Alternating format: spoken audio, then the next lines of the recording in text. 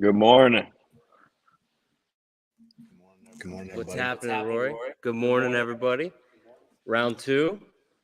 We're just ready to watch some racing action. I was mad I didn't get to see it last night. You know, it's funny. It feels like we're on the West Coast. Here it is, 10 a.m. We got, I know for football season's coming up, and so for many, that is the time to watch the football. I don't mind a little NASCAR in the morning. And look, we got cars on track. So welcome, everybody that's listening live. We're so happy to have you. Thanks for coming on, whether you're watching YouTube or on Twitter. Make sure you interact with us. We had a good time last night, all things considered. We had Chris Wormy on towards the end of our conversation. We had a lot of fun. And I know a couple comments where it reminded everybody of the Pat McAfee show. So it was a good time. So we're looking forward to watching the racing action. They're on their final pace lap. We are going green. So hopefully we can stay green for the duration of the race. So I know I'm excited. We did that fantasy draft last night. I know we were talking about it this morning. Phil over here was trying to draft or trade a driver or two. So any luck with the trades? Well, I'm laying chum out there right now. No one seems to be taking it. But I mean, Derek didn't want my Cole Custer and Landon Castle for Brad Keselowski. I don't know why. But yeah, I feel like if I can package up maybe 3 guys throughout this race before the big one happens, I'm willing to take that risk if I can get a better guy. So basically every single person on my team is on the trading block if you guys want to make me an offer, except for Ryan Blaney, because if it's not Bubba, Rory, I think Blaney's going to get it done. So, I mean, looking at the teams, we got a little jacked up during the draft last night. I think we, can all kind of admit that as we went live, it was kind of growing pains a little bit, boys. We were drafting players that were already taken. And looking back at it, I would say Chris has my favorite team. I don't know what you guys all think. Love that. Somehow Chris came out of it. He had the most technical problems during the draft yesterday and somehow still managed to fleece us. So I'm liking Hamlin, Byron, Bell, Amarola. If I could get Amarola for you, Chris. Yeah, I was about to say, I happen to know that you're very high on Amarola, so I think trade talks will be happening in this direction this morning. Yeah, I mean, I got to do it for my guy, Nick. He's out there, UCF grad, big Amarola fan. They're in South Florida, so if I can get Amarola from you for a good price, I would be into that. But here we go. We're going green. Cheers, boys. Green flag. Let's have a good show.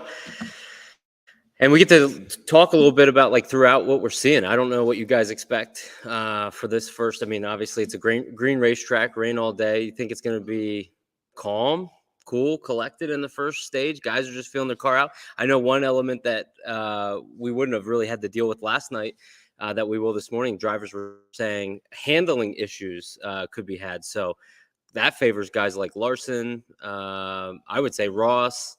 So, is there anybody as they're kind of trying to get sorted out? I think we're all a little nervous with the drivers that we have. We're just not wanting to see the big ones. So what do you guys think? What do you think we're going to see this morning? I'm just wondering about stage racing early for these guys that are like 2nd through 5th in points, because they're separated by, I think, like 37 points between the top 5.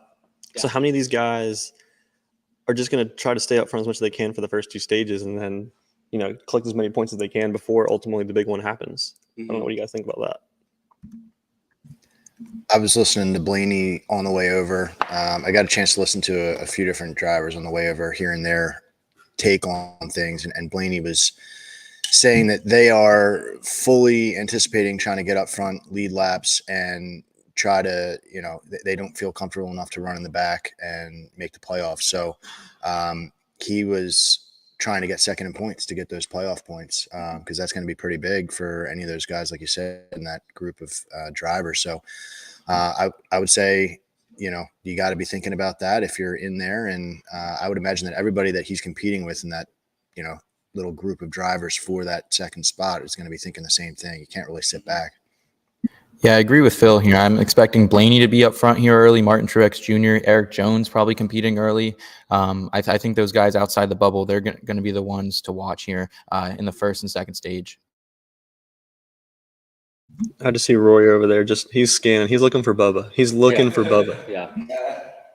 I'm just chilling. I'm watching the first few laps, see who looks good out the gate, and roll with something maybe here in a little while. But I expect complete chaos. Maybe even towards the end of this stage. I think we're gonna see some wrecks.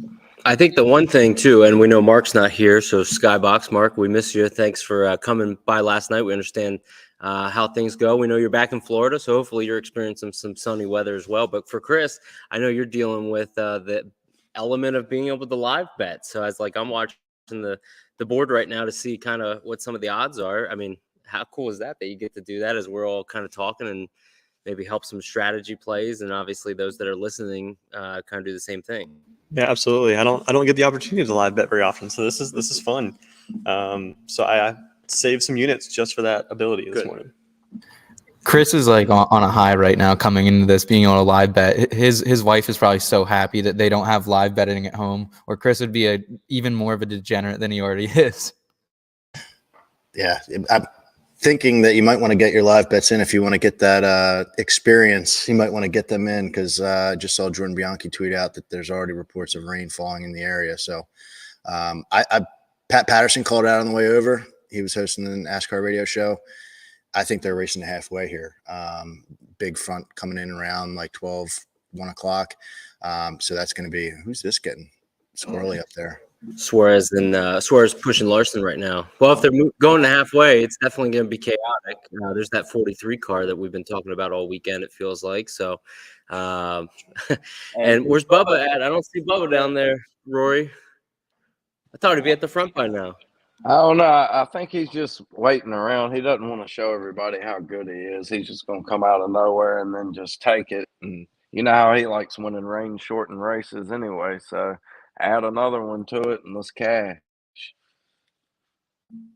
Well, so far we have, I would say, pretty easy racing. I saw Kyle Busch elected to go to the back, which, smart. Let's not get – that means, obviously, from a driver's standpoint, hey, it's getting a little too hectic, a little too crazy too early. So I'm going to drop back. But, too wide right now, feeling the car out. I didn't hear. Is there a competition caution at all? I know Bob was saying that there might be, but I didn't see anything about it. So, yeah, 10 a.m. racing, to be honest. That might just be me. Feels like an F1 race. Like F1 fans, this is what they deal with. Waking up and breakfast with the race drivers. And there was a F1 race, I think, this morning, correct? There was. I was watching the setup for that as I was packing out of my hotel on the grid walk or whatever they call it. Okay. But some chaos over there because I think some of the big names were in the back to start. I kind of dig the early morning race, honestly. Like Rory was talking about last night, but wake up with some bloodies and just start going. I mean, it's different. It's different than anything we normally see. So to have this, it's kind of like those NFL London games. It's kind of a special treat. So I'm enjoying this now. It'd be interesting to see what the viewership is too, because they're on CSNBC, right, or CNBC, and so that would make you think that it's kind of who's really going to be able to find it, but. If you're a sports fan in general and you want something to watch in the morning time, like I would expect maybe a decent viewership. And if they get a good chunk of people watching this race, maybe they do open this up like down the road. Like if they can make adjustments to the schedule before we don't go through what we did yesterday, they can say, hey, it's going to pour at 2 p.m. Maybe we open it up to morning races. That would be really cool. I still think weekday races. I know COVID kind of gave us like Tuesdays, Wednesdays. So getting a little squirrely here with Buscher kicking Larson back through the middle 4 wide. I still think weekday racing don't compete with the NFL, don't compete with college football. I see Mark in the audience. Mark Harris, thank you very much. SKYBOX just landed in Jacksonville, so we can't wait to see you on the show here in a little bit. Glad Mark landed safe, and definitely looking forward to him jumping on. Yeah, and for anybody that didn't know, Mark's, I think he tweeted some pictures out. He was on an 8-seater plane to get here. So talk about the commitment. Yeah, I know he was good once he landed in D.C. I was worried about him till he got to there. Once he said he was in D.C., I was all right. So he's off of the little bitty plane. He didn't go through any clouds that scared him. And what is going on here? Well, Buscher and Larson made some contact. There's the 47. That's what I've been waiting for. And there, look back. Brad Keselowski moving up through the field. I like that. 6 car, not a attractive looking paint scheme by any means, that Castrol paint scheme, but moving up. Don't forget, boys, most active wins in all of NASCAR. What super speedways, Brad Keselowski. I don't want to tell you I told you, but I'm telling you. You took him in the first round. I mean, hey, like I said, are we making trade? Like the block is open. I'm not getting any phone calls here for these guys that I have. I don't know what that means, but I would love Keselowski. You were trying to get rid of Cole Custer and I think Landon Castle or something like that earlier. Maybe BJ McLeod. I think you could offer both of those for Bubba because I haven't seen Bubba at all right now. Well, are you talking about 8th place Cole Custer? Put some respect on that name. Like no, that's what I'm saying. You have good value right now in Cole Custer. You could get Bubba Wallace, I think, straight up. Who has Logano?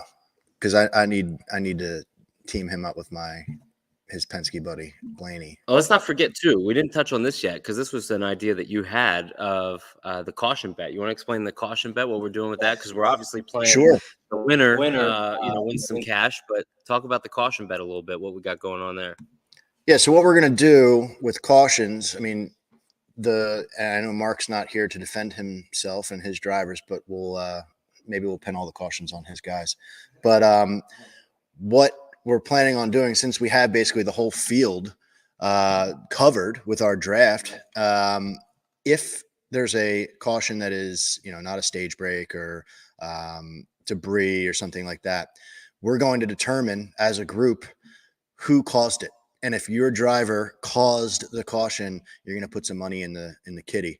And the end of the race, maybe we'll ask Rod when he comes on, or whatever guests we have coming on in a bit. We're going to ask them to choose a random number 2 through 15. And if your driver finishes in that selected spot, well, you get the kitty money. So so we'll see how that works out.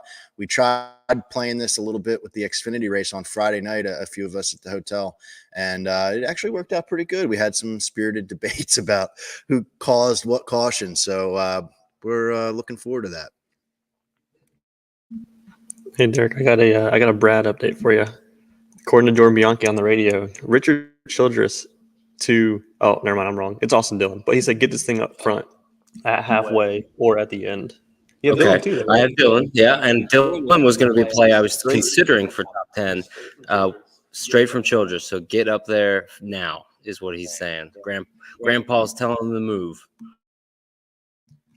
So that means that he's watching the radar, Richard Childress. He's telling him get up there because this race is not going full, and once it starts getting squirrely, you need to be up front. They're saying light raindrops in the spotter stand. Yeah, I can handle light. I just can't handle heavy. So as long as it's light rain on the spotter stand, that's okay. Heavy raindrops, we don't like that. How have you guys felt about this first stage of racing so far? I feel like it's been, kind of dialed in. No one's making too many crazy moves, but we have seen some movement up inside the top 10, top 15. I think everybody's just kind of minding their P's and Q's right now. They don't want to be the first one to screw up. It's a slick racetrack in the daytime, completely different, strategy from, nighttime. It's going to be hot. So that they're trying not to be the one to make that first mistake and hang in there, because if they're trying to get halfway, they know the rain's coming, they want to be in the race at that point. They don't want to do something stupid this early. So I'm at the point now, what are we, 8 laps in? I can't really see the 15. I'm looking at my betting sheet here, and I always say, like, well, if the race ended right now, I'd be pretty good. So it's not good when I'm saying that early in the race, because then it never works out. So now these guys are starting to get a little 3-wide action. It's my guy Larson getting bumped to the back there, but that might be a strategy decision at the end of the day. Oh, here we go. We got our boy Logan checking us out. Thanks, Logan, for all your support on Wednesdays with all of our shows, Tuesdays with the Back Road, and with Flag Hunting Pod. Oh, here we go. Larson with the tire down, it looks like. That we saw that damage earlier with Buescher when they went 4 wide. We were mentioning that. So there you go, Kyle Larson. That might have been somebody's bet, William Byron over Kyle Larson. Oh, it might have been mine. So I like where this is going so far. Make sure everybody that's watching live on YouTube, Twitter, make sure you guys are subscribing to In Between Media's YouTube channels. They have a variety of platforms. So good life educational advice with also kind of whatever you need. I mean, they got shows for golf, NASCAR, food, cooking, lifestyle advice. So make sure you're subscribing to them because you don't want to miss anything they're doing. They continue to thrive under Seth and his leadership and everybody over there. So make sure you're subscribing to them. So what do you think about this so far? Larson is heading to the pits. Who had Larson? I forget. Somebody got him. That's your boy right here, baby. It was like a 4th round pick. He fell in this race knowing, this was a possibility. He hasn't really had any good fortunes at super speedways. But it's early. It's early. If there's a time for this to happen, guys, it's within the first 20 laps. I'm not sweating it so far. Who had Cindric? So Cindric just lost the draft. He is like falling way back. That's also your kid. Oh, no. Also have a couple bets on Cindric today. So not looking great early, but that's what happens. Last night, I took the money line on Hawaii. The next play, they had a fumble recovery for a touchdown. The other team did. So I'm not the best with luck, fellows. That's always kind of been my issue with betting here, but it's a fun as hell time either way. Literally, we have to stay on that for a second because it was literally the moment Seth hit the button. Like I was at the bar with them and we were talking about like who should we take, Hawaii money line or Vanderbilt, Hawaii with the points, Vanderbilt. And I was leaning Vanderbilt all week. And then the bartender was like, no, everyone's talking about Hawaii with the points. So I was like, okay, they go up 7-0. We're sitting pretty. And sure enough, as soon as Seth hits the button, it's just pure meltdown. They lost 48-10. So, yeah, Seth, it seems like your luck is carrying over to this morning, unfortunately, my friend. I don't know about you guys, but I feel like the spotter stand, maybe there's a little bit more rain happening because there's a little bit more of aggressive driving happening right now. I mean, there were 4 guys beating and banging pretty good. I know for we're doing a side in the group betting that you did on the podcast on Tuesday with me, and I forgot I had Larson. So that's a bittersweet moment where I fade him on the Action Network, and then I drafted him in our thing. But it is early. Ross Chastain at Talladega went down a lap, came back and won. So hey, anything's possible.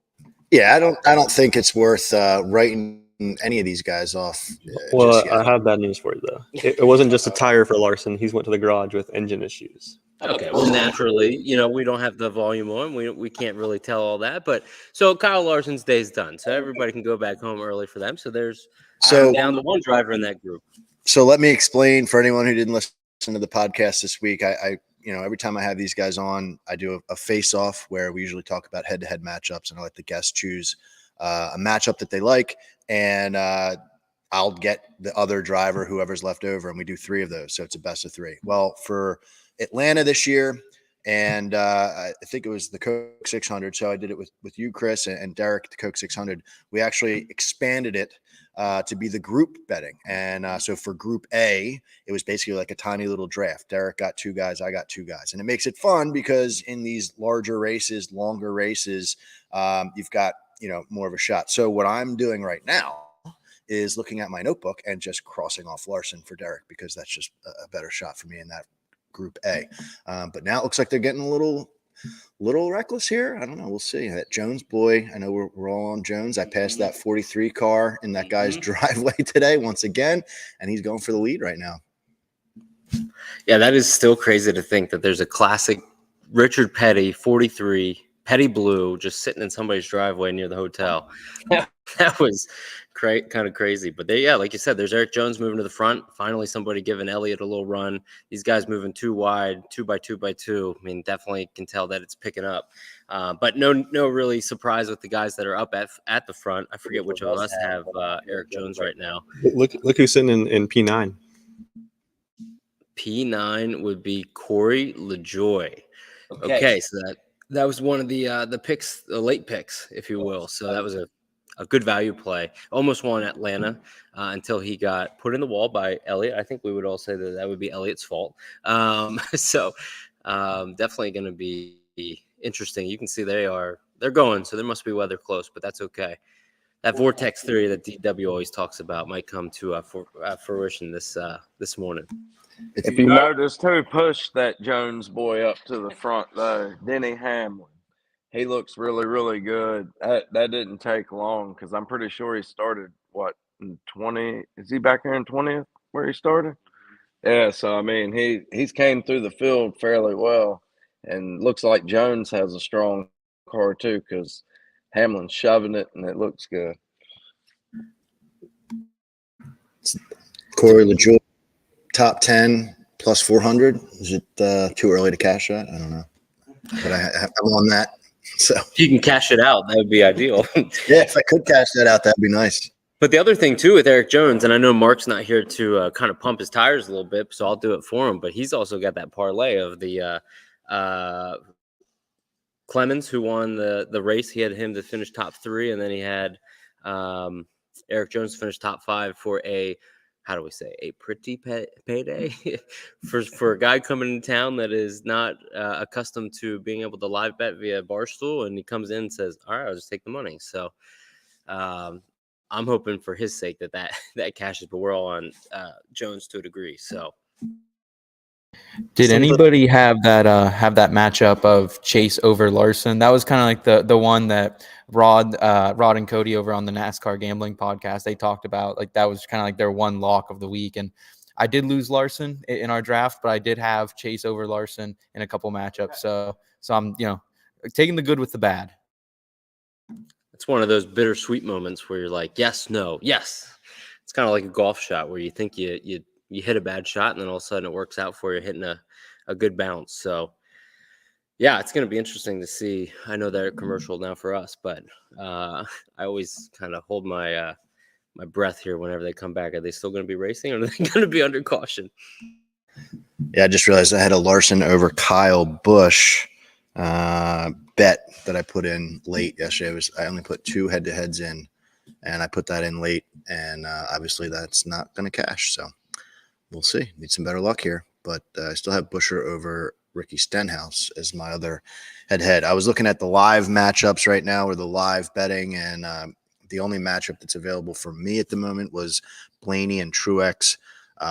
Not liking Blaney minus 130. I don't like that value right now. Truex has been up in the top 10 all day, so it's a little too soon to jump on that, I think. Cody Ware. We got some Cody Ware from our guy, Mark the Moonshot. Cody Ware. We love it. If Cody Ware is ever going to do something in his career, it like has to happen soon, right? I mean, this guy has just been hanging at the end of the pack his entire career. Everyone kind of got like, I thought maybe this was his year when we came into the Coliseum early in the season. Like he was actually running okay for once in his life. And now, it's still Cody Ware time. Mark, I love the call, but unfortunately, I don't know if that one's ever going to hit. When Mark throws out his moonshots, I tail. I love it. I don't want to miss out on a moonshot. So 10 to go in this stage. Were you just going to say that too? Well, I was going to say we should probably keep an eye on. So I think Mark SKYBOX has a stage 1 bet on Truex, I believe, right? Truex is sitting. Oh, well, he was just top 10. Maybe I spoke too soon. There's a burn. Sorry, Mark. That's on me. That's on me. Yeah, no, we can tell it though. Oh no, there he is. He just moved in the top 10. So you were just seeing that happen in the future there. So 10th place right now, looks like he's on the bottom line, which is the line you want to be, I think. So that top 10 or that stage 1 bet that Mark put out, maybe Mark's a sharp. I think Mark might be a sharp guy that we have to consider more and more. It's interesting coming down to the later part of the stage here. It's exactly what we predicted at the beginning of the stage. It's Eric Jones up front here. It's Truex. It's Ryan Blaney. These guys jockeying for position here in the playoffs. Those are the guys who are really willing to put it on the line here early. Logano just doesn't go away. Like that's why when we opened up here, I was asking who has Logano in our draft, because he's just he never messes up. He's always up there, right? At some point in the super speedway races, he's always there. He's just never goes away. And, maybe he'll get caught up in something towards the end, but we always talk about how super speedways are so unpredictable. But Logano, I mean, that's like, will the sun come up? Will Logano be up front at some point in the Daytona or Talladega races? He's there. So I think Rory is actually the one who got him in our draft, and I don't think it was to the late second round. So he was definitely undervalued a little bit there. Rory, that might be the one you hang on to with Bubba there.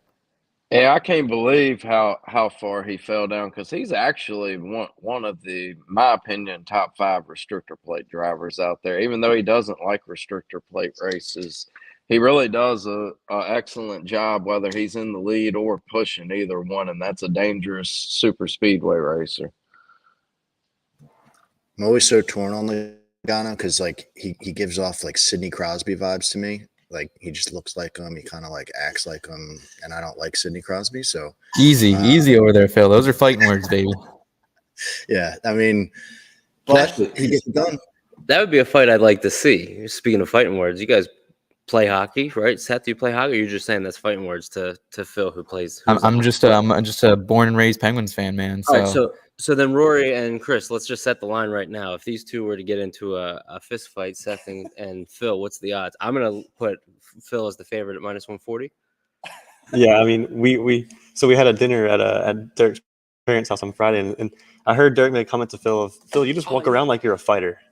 Yeah, how he walks, he kind of walks like that, and I was like, do I need to get in position to fight this guy, or what's going to happen here? This is the furthest thing from the truth. Like I think that moment, it was me stomping around trying to chase my kids all over the yard, making sure they don't ruin Derek's parents' house. So that's probably what you were seeing. But yeah, I am definitely not the guy. I understand my limits. What about the golf course incident?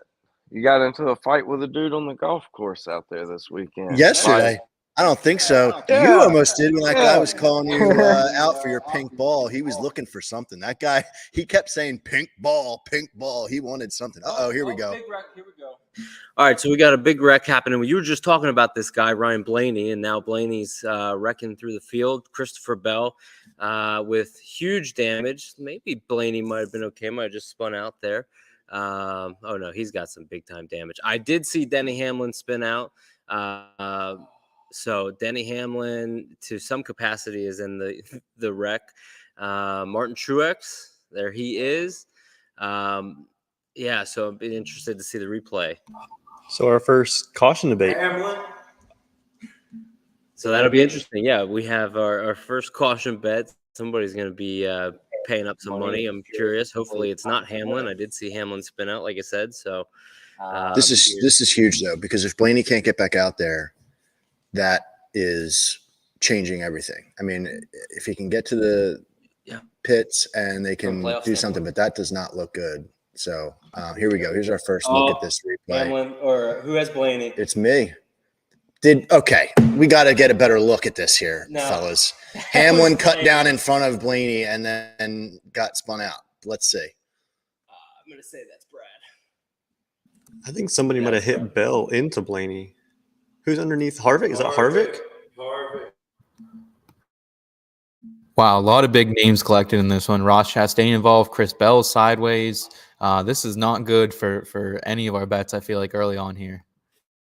And this, folks, is why you don't put out big cards for super speedways.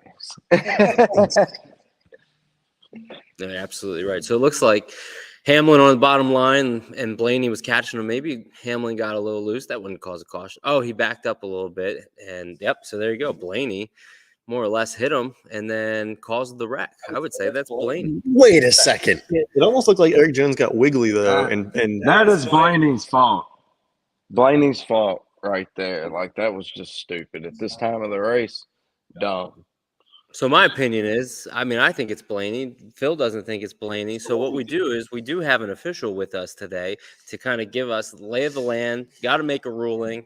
I think it's Blaney. I don't know. Maybe we need to go to the official score for the event.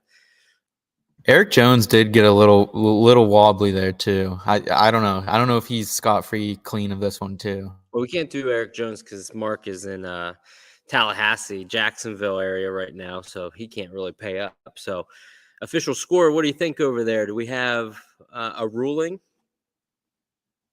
Might have to step on camera for a quick second. The comments are saying Blaney. My guy Rye Cape, he's saying Blaney. But yeah, if we need the ref, we can do it. It's not looking good for me. Rory said Blaney. Like, that's all Everybody's- you need to know. That's Like, true. I said it. That's what it is Blaney. We don't look at it. I know you don't want to believe that because I still haven't seen a good Blaney. replay. I mean, you have a Blaney sticker on the back of your computer. I mean, we all understand you're a homer. You're taking up for your boy, but it just is what it is. Yeah, I mean, it's not looking good. I'll take the hit here. If everybody's against me, you gotta be able to look around and realize what's going on. But and shout out Rye. He called out Blaney a month ago, saying he's not going to make the playoffs, and that's not looking good. I mean, he's going to be, if he gets back out, and that's a big if from what we're just looking at, he's going to be multiple laps down. So we're looking for somewhat of official ruling. So Jeff Gluck is claiming Hamlin got sent by Blaney on a bump draft gone wrong. Perfect. There it is. All right. So the first money in the kitty goes to me. So yeah, we'll have to keep track here.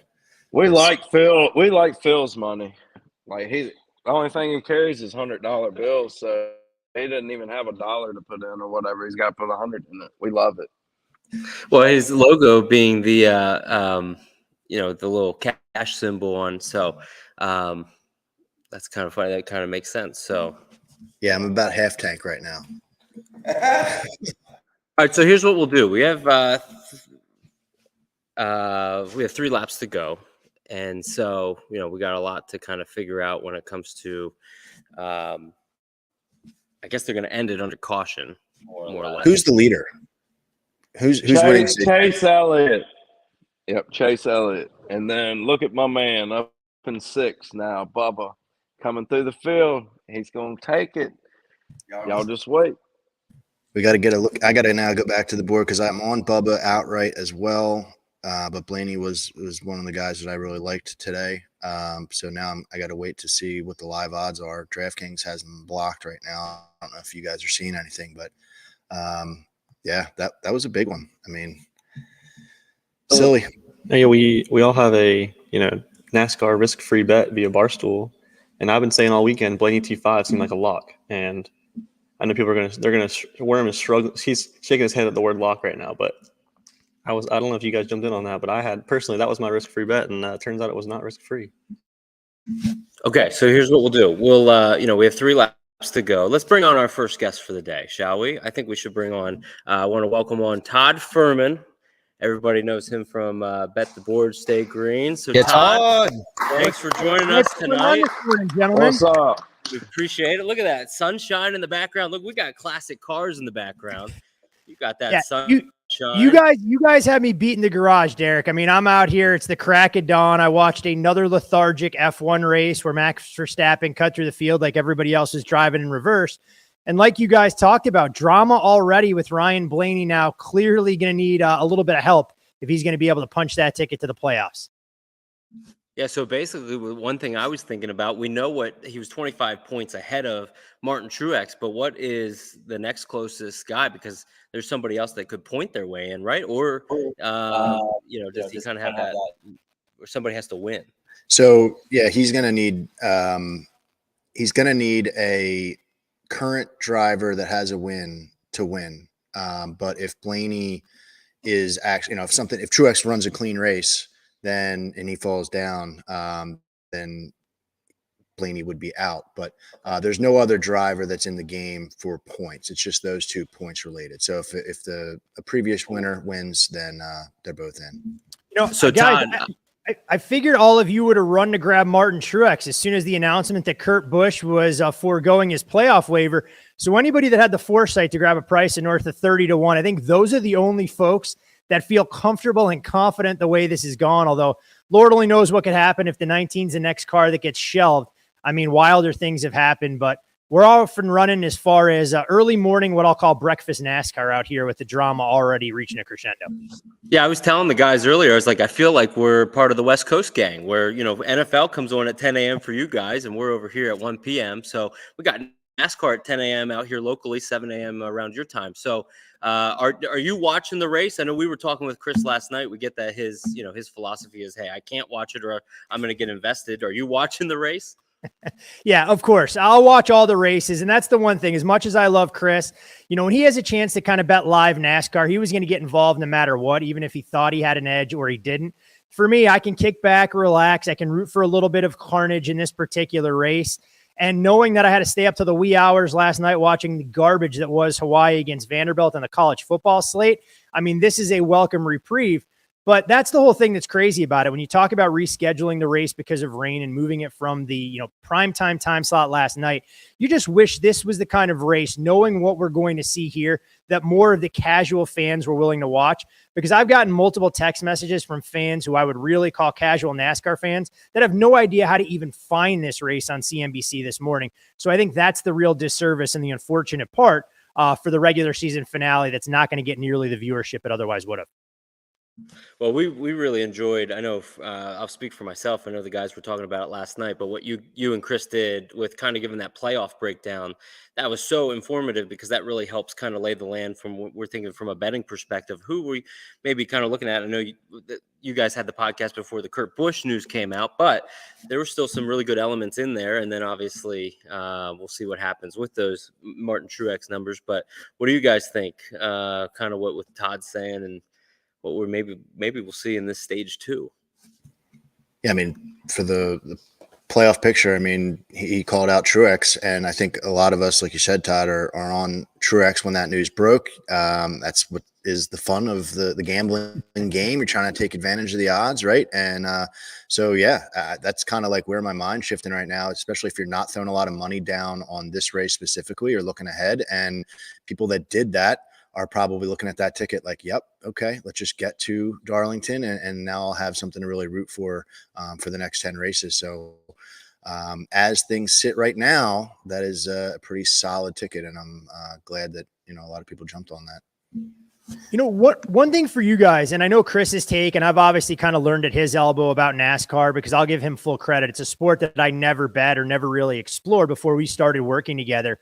Do you guys find yourself still as invested in speedway racing? I know a lot of the folks out there that build math models, they trust their probabilities and percentages, but I feel like Daytona and Talladega, I mean, no matter what you do or how perfectly calibrated you think your numerical advantage is, it's just never been something that I went, all right, I want to flip coins for the next 3.5 hours of my life and hope that I can get a 30 or 40 to 1 shot to come home across to grab the checkered flag.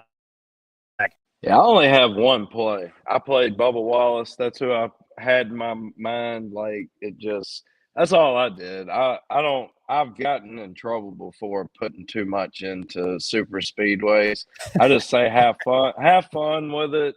Like, don't just bet on a bunch of things that look like, oh, this has value, and then what am I talking about here? Like, my driver can be wiped out in the blink of an eye on this track. What am I talking about? Some value. I just go with who I think's going to win. Like, who's got, like, I just have a gut pick. Just roll with it. Yeah, I would say like different perspectives is what makes this all really fun to talk about because, your co-host Chris has like such a different perspective, like being a professional gambler, like Rory, kind of calling out his similar vibe to a race. And I'm kind of on the other end of that spectrum where I think gambling has such a possibility to rise NASCAR up, kind of like what fantasy football did to football years and years and years ago, because, we know, like Rory just said, betting on super speedways sometimes is a fool's errand. But if you're a casual fan and you've got something, multiple things kind of in the hunt or in the show to follow, that's going to make you more interested. Like, I just had Blaney, right? If Blaney was my only bet, okay, maybe I'm turning the channel off and going somewhere else if I'm somebody who's, just recently getting into NASCAR. But I think if you've got some different bets, even though we know it's tougher to hit, it keeps you more invested and you're keeping the eyeballs on the television. So I understand like the different ends of the spectrum. I wouldn't say one is wrong and one is right. It's just kind of what you're comfortable with. And I think that the more bets that are placed on a race like this race is awesome, right? Just to watch without gambling, for the casual fan feeling like they're invested, it makes it, just a little bit more fun. So I'm a proponent, and I would encourage people to, throw something down if they are just like kind of getting into it, because it keeps it interesting. I have a hard-hitting question for you, Todd. It's such an interesting. Oh, fire away, Derek. Go for it, buddy. Well, I'll let you finish. Go ahead No, first. no, go.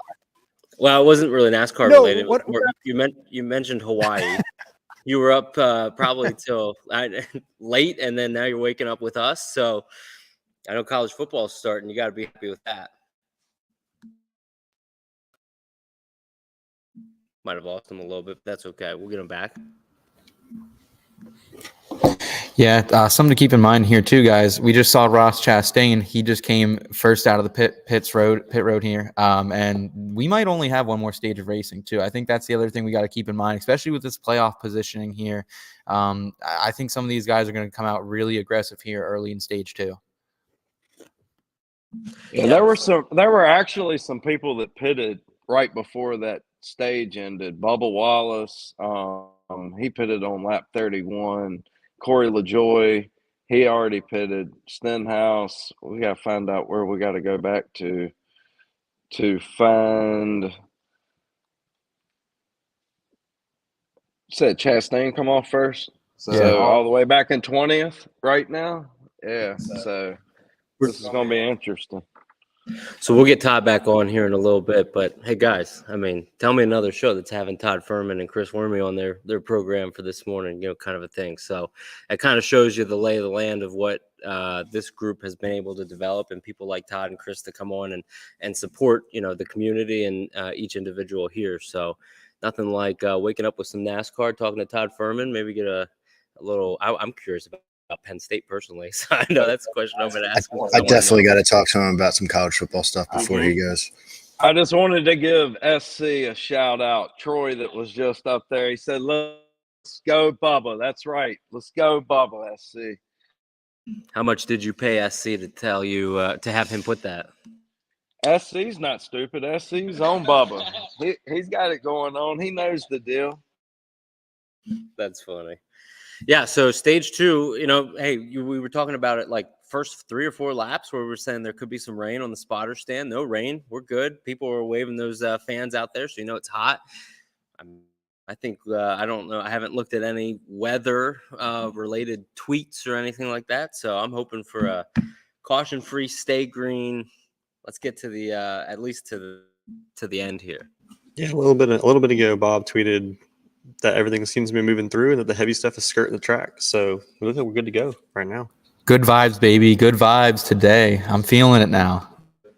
Sorry, I don't want to end the good vibes, but somehow we missed that Brad's out of the race. I actually saw that, and because he just wrecks Bell, or Blaney right there. Yeah, so there goes my top 10 NASCAR Nation. But hey, it is a super speedway. The analysis, the explanation was good, I believe. Chris talks a lot about that, about how to make sure those explanations are very defined. So, that's kind of this pack racing. You even with some of these plays that we're doing, but I guess for me, I hit the Byron over Larson and the Keselowski top 10. So guess what? I got some live ammo. I'm ready to fire on some of these outrights here. Do we have a full list of the drivers out yet? Could probably pull it up. It's tough to kind of tell because like when they get all jacked up, there are times in Daytona's past where I'm like, well, that car's done. And then like it's stage 3 and all of a sudden they're racing for a top 5. So I'm trying to pull up the NASCAR app to try to see like where they're laying. I keep seeing they keep showing Martin Truex. So if anybody out there in the listening audience might know what's kind of going on with him, they keep showing his car. And Chase, I see now, is to the rear as well. So it's going to be interesting. But I appreciate everybody tuning in live, whether you're on Twitter or YouTube. Thank you so much for hanging out with us this morning. This was a project we've been working on for a while. So thanks to everybody for tuning in and having some fun with us this morning. So thank you very much. And we're gonna we're gonna have a lot of fun throughout the rest of the race. So Blaney's 1 lap down. So I guess I just saw that comment. Thank you, Sashi. That is encouraging because there's going to be a lot more cautions. So I guess Blaney, kudos to that team. They got it going, and there's my guy right there on the screen. So we'll see how it does. However, Blaney made it back on the track. I'm surprised because he looked like he almost kind of got the worst of that whole deal too. Apparently, he's on the DVP clock there, so he's got to keep minimum speed to stay on the track. So they're concerned about him not being able to race. They said that. Okay. Rory, look who's out in front, baby. All right. We're getting ready to pounce now. This thing's gonna be done at the end of stage 2. Bubba's gonna lead every lap of stage 2, and we're going home with money. I wouldn't count your money quite yet. Bubba is got no friends really behind him, so that high line is gonna now. Oh, there! Hey, look at that. Stenhouse is up there. Got some players that we wouldn't that be interesting if they stole a win here? You got McDowell, Custer, Gilliland. That would be interesting. Todd, welcome back, man. You look crisp and clean. That's 1080p. I see there. I apologize for the technical malfunctions. I tried to get a little fresh air this morning, take advantage of the sunshine. And apparently the Wi-Fi doesn't carry nearly as well into the backyard as it does in the office. So I apologize for all of that to make a mockery of my appearance. No, you're good. So I see you have a Giants football helmet. I know we talked in Richmond. I know you're a Giants fan. Is that signed by anybody behind you? It is. Unfortunately, it's signed by a player whose off-field transgressions are nothing to write home about. It was a contest memento for a handicapping deal that I participated in about 10 years ago. So it is signed by Mark Taylor. It won't be going anywhere, but I'm not going to put him up there for a child advocate anytime soon. Okay, so I know exactly who you're talking about. Definitely, now the race is back on stage 2. I don't know.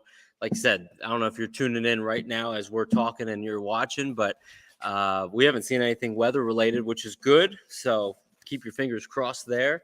I mean, this is going to get pretty intense. I was just telling the guys too, McDowell, Stenhouse, Busher, Custer, Gilliland, LaJoy, Wallace, Jones, all guys that have not won yet this year are filling out the top 10. 9 of the top 10 have not won this year so far. I know it's a little early, but that's what this pack racing, that's what this racing is all about, right?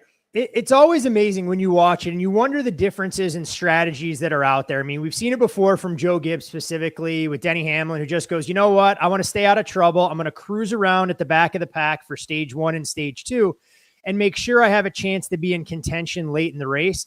And you wonder if some of the drivers, having seen a little bit of the carnage early on, are going to take a similar philosophy here. I heard you guys talking right before I jumped back in that, Blaney's on the repair clock of sorts. So their goal will just be to get to the finish line by hook or by crook and hope something happens to the 19. So it's going to be fascinating to see all the cat and mouse games that'll go on. Obviously, you've secured your passage to the postseason already. You can get a good laugh out of all of this. And while I'm sure Kyle Larson wanted to finish 2 in the regular season to pick up those 10 playoff points, the 5 ain't going to lose any sleep. If anything, he probably wishes this happened last night. He could at least have a Sunday to himself for the 6 days a week that he's racing across the country every single week during the season. Well, when he went out, that was one thing I was thinking about, an old Ricky Bobby quote. If you ain't first, you're last. Finishing last at Daytona, we know how he is at Darlington. He's definitely a good high tire wear track driver. So it'll be interesting. What do you guys think about, maybe what we're going to see the rest of the way here this second half? I think business is picking up, it looks like. Seeing a whole lot more bumping and moving around and passing right now. I mean, we've had, 3 or 4 different leaders already just to start this stage. So I think it's going to get intense because I looked at the radar a little while ago. It looks like maybe hold out until 1 o'clock. So I'm thinking it's going to be a little bit short today. I'm just guessing because it's supposed to rain the rest of the evening. So let's go, Bubba. So Bob Popkers just tweeted that from the spotter stand.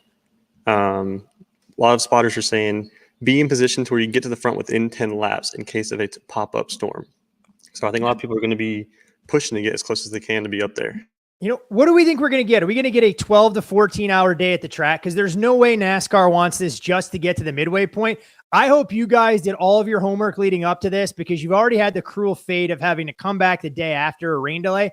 And if you guys are doing a live stream for the next 14 to 16 hours until we get the checkered flag, either you have the most understanding spouses and girlfriends in the world, or you guys are going to be sharing stories that probably aren't appropriate for general consumption. Well, Rory has the stories. I can keep everybody entertained for the next 10 hours if we get under a rain delay, I promise. Do you guys, are there rules in this live stream in terms of what you guys are allowed to drink? I mean, if Rory polishes off 30 Busch Lights by the time we get to the end of stage 2, do you guys just turn his screen dark and make sure he doesn't do anything that we would define as a career limiting move? Well, that's where you can cut out a stream. We have promos cut. We have stuff for if he gets off the rails a little bit. But hey, it's been, everybody's got a little drink last night. We had some fun. We've been having a good time. And to think that everybody coming in town to PA to hang out in Barry's Car Barn in Intercourse, Pennsylvania, it's a pretty cool place to kind of have everybody setting shop. And nobody else is really doing this right now in the community. So this was a cool opportunity, especially for Daytona. But if Rory has to get going with some stories, we'll definitely listen. I think that'll bring in a larger viewership. Hey, that's the one thing to say. And Derek, I know we've talked about it, and, I don't want to embarrass you, but I think what you guys have built as far as the NASCAR betting community is incredible. I mean, the level of camaraderie that you guys have created. I mean, you look at, college football bettors, NFL bettors, everybody feels like it's a dog-eat-dog world and they want to cut down one another. For you guys all to put this together, get together in one spot, truly have fun, and realize, look, we're not competing against one another. We're competing against the sports books and all of this. And if we can collaborate and create not only content, but also actionable elements as far as bets, it really is a credit to everything that you guys have built. And the fact that you let Chris come on the live stream on Wednesday nights to take shots at everybody, you guys are either gluttons for punishment or you actually value some of his true input. Well, I think it's one of those things where you just want to, I think we all want to help him. He says he's the professional, but we have the minds over here. So there have been plenty of times. It's fun. We had him on last night, and he was going around guy to guy, giving a little ribbing, but then we gave it back. And there were a couple moments where we were standing up, clapping for ourselves, giving it back. So those little things with Chris, when you find those and you can kind of pull at him a little bit, it's all good. But yeah, I think it's good. I appreciate that, Todd, and we're definitely pumped to be influencing the community, and appreciate what you and Chris are doing at Bet the Board, Stay Green, and your embracement of all of us and what we're doing. So it's definitely, we're all in this together. So it's fun it's a really fun season to be a part of. But I know before you came on, Phil and I, so Phil's a Penn State fan. We got Katie and Seth over here, Penn State fans. Rory, if you haven't seen with his drink, is an Alabama fan. So we need some good juju. So what's the outlook look from your perspective, maybe even Payne's perspective with the Penn State? I know you guys do the college football previews. You've done them, and now you're on to week 0, week 1. But what are we thinking for Penn State? Give me some hope. Yeah, you know what? I think it's an interesting football team for a variety of reasons, because I'm sure Penn State fans are not thrilled with Sean Clifford and what he hasn't been able to bring to the position. No, not at all. During his time on campus.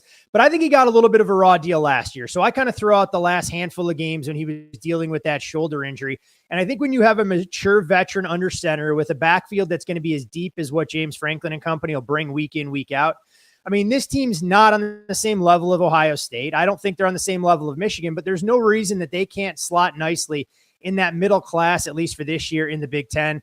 Hell, we saw the carnage that we may see all year long in the Big Ten West with Nebraska going down. They were picked by many as a dark horse. So I'm not quite sure who wants to continue to buy stock in Scott Frost, but that's a different discussion for a different day. So when you're looking at the season opener Thursday night with Penn State going on the road to West Lafayette as, right around a 3.5 point favorite, I think that game's going to go a long, long way, because Purdue's a team that doesn't necessarily recruit at a very high level. And when you're talking about replacing guys like a George Karlaftis, who went in the first round to Kansas City, or a David Bell at receiver, this team was dealt a rough hand as well, because the number one receiver for them, who they expected to have coming into this season, wasn't academically eligible, and it'll make life a lot more difficult for Aiden O'Connell. So I think Thursday night's game is going to be one of the best games, not only of that schedule, the abbreviated slate to kick things off.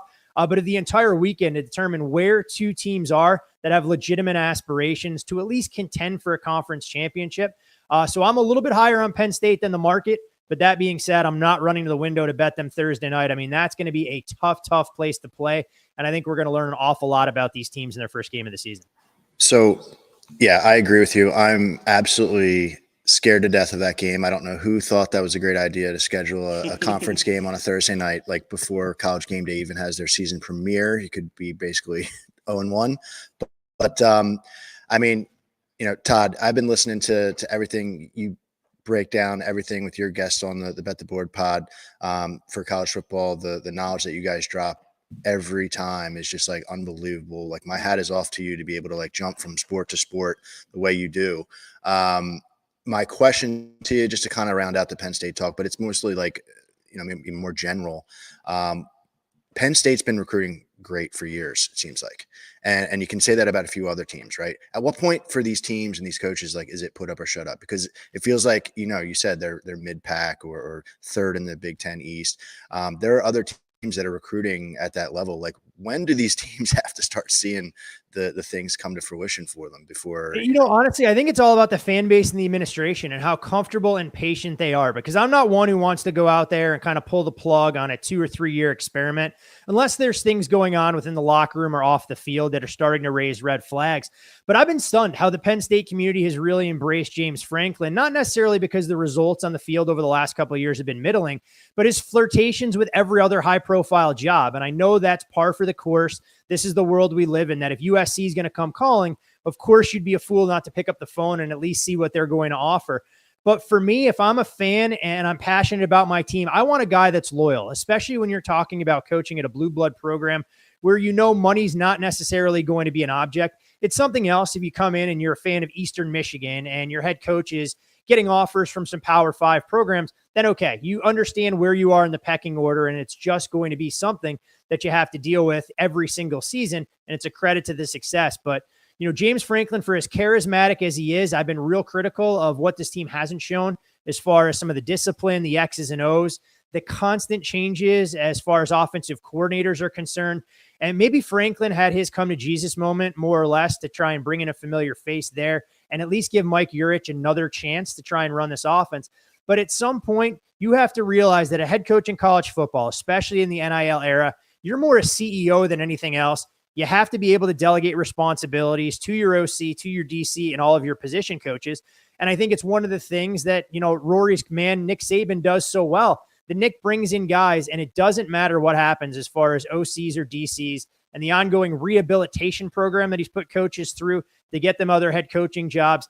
Nick is the CEO. He can't have his fingers in every aspect of the organization to feel comfortable that things are going in the right direction. And I think it's tough for a lot of these guys that are megalomaniacs and control freaks to be able to go, you know what? My OC is going to run a game plan. He's going to do what he needs to. I'm going to trust my defensive coordinator after we've reviewed some of the tape to try and go through it. And yesterday was the perfect illustration. It takes Scott Frost 35 minutes after losing as a 2-touchdown favorite to Northwestern to throw his first-year OC and Mark Whipple right under the bus about being creative. And it's not an environment or anything conducive to programs that want to try and build and create some of that longevity and long-term success. All right, Todd, listen. So I drove up here from North Carolina. I'm surrounded by Penn State fans, Alabama fans. I'm an Appalachian State alum. We're a giant killer. We got UNC for week 1, Texas A&M week 2. What do you think about those two games first week? Yeah, I mean, got to be the biggest game that you're ever going to have in Boone when North Carolina is going to make the trip there. It's so rare to see these in-state games, and I think that's what makes college football great. And so when you look at the way this number has gone, it's been fascinating. You saw UNC open right around a 3.5 point favorite earlier this summer. Number has come down through a field goal. And I think at this point, I'm curious to see if it pushes closer to pick 'em or if there's a little bit of support for UNC to take it out to a field goal. Of course, UNC will have one game under their belt, a glorified dress rehearsal last night against FAMU and a roster. I mean, I think Florida A&M brought, a roster that was short 20 guys. They had 7 offensive linemen from some academic eligibility issues, and UNC still struggles. So we'll see if Drake May getting some live reps under his belt will pay dividends. But more importantly, when I look at App State, I mean, hey, look, you guys have built a hell of a program. It's one that's going to pride itself on winning conference championships. And I think that should be the goal in the Sun Belt now that Billy Napier is gone, and maybe Lafayette comes back to the field a little bit. But as far as the week 1 matchup, I think the best bet to make on the game is looking to go under the total. I think there's some 56s out there now, and I really believe that North Carolina defensively will be a little bit better. I think App State will run the ball, and I just don't see a ton of big play potential either way. So I think it'll be a little bit more defensive-minded than what odds makers are suggesting. I don't know about you guys, but I'm fired up for college football now. I mean, this is great. Watching NASCAR, talking to Todd, getting a little college football fix. I mean, what's better on a Sunday morning? Best time of year. I don't understand what y'all are getting like excited about. You know where the championship's coming. I'm the one that's excited. I'm just sitting over here calm, cool, collected, just like Saban. I've learned to love it. You just come in. Hey, we're going to have a winning football team this year. Love it. Yeah, you're also a Cowboys fan and a Yankees fan as well. So, Todd, what I want to do real quick, I want to no Yankees. Come on now. I'm Red Sox. Oh, okay, sorry. Come on. Right division, wrong team. So, Todd, how about you break down for us what you got going on in the pod this week? I know it's a big week. Obviously, week 1 of college football. NFL is just a mere 2 weeks away, 2 Sundays from now. So what do you got going on that can give the people that are listening live or via the replay just something to look for, obviously downloading the podcast? So what do you got for us this week? Yeah, I mean, this is the last, I guess, calm before the storm before we get into the full 4 podcast weeks until we get to Phoenix in early November. So looking forward to that. Trying to figure out how to balance the schedule and not keep my fiance from wanting to kill me more often than not. But when you look at the schedule that we'll have for Bet the Board tomorrow, which would be Monday, depending on when you're listening or watching the playback here, we'll have our final division preview on the AFC West. So we decided to save the best for last in terms of talking about where we see the Chiefs, the Chargers coming out in the wash. 2 teams that obviously have aspirations to win the Lombardi Trophy. A little bit different schedule this week as far as college. We're going to push the college podcast, which is normally on Wednesdays, back to Thursday to try and break down some of the marquee matchups for all of week 1. And the big addition for us, we went out there and we did a little bit recruiting of our own in the transfer portal. Brought in a college football analyst and Brad Powers that I'm not sure if you guys are familiar with. I encourage all of you guys to follow his stuff. There's probably nobody out there who bets more volume on a week in, week out basis that the market respects than Brad. And we're really looking forward to welcoming him into the Bet the Board family to try and provide a slightly different perspective. And normal recording for Stay Green. We do that Wednesday nights with Chris. So we'll obviously try and figure out how the carnage plays out at Daytona, maybe rehash a little bit of the playoff discussion, but more importantly, looking forward to Darlington. I mean, the Southern 500 is one of the crown jewels on the schedule. And I'm not even sure, honestly, with Darlington having 2 races, when the Southern 500, if it's technically Labor Day, if it's the race we saw earlier this year. But either way, when you get tire fall off, as you guys know, that's where you get a ton of wagering opportunities. So I think it should be a lot of fun. And I have to imagine that we're going to have a much more star-studded leaderboard at Darlington this time around than what we ended up with last time. So looking forward to that. And of course, as always, the Stay Green podcast goes live on Friday. And the best way to get that stuff is subscribing to our Bet the Board RSS feed. So you don't have to remember. It'll be right there at the top of your inbox. And when we get going full board during football season, you'll have 4 great shows to listen to. And I apologize, my dog, she wants some attention right now. So if you hear her playing with the ball in the background, bouncing around. So we can, there you go. You can see. There we go. She goes butt first. She can't make eye contact with me. She's not a huge NASCAR fan in the house. That's okay. She'll probably be napping by the time we get midway through stage 3. Hey, we were all camera shy at one time, so I totally get it.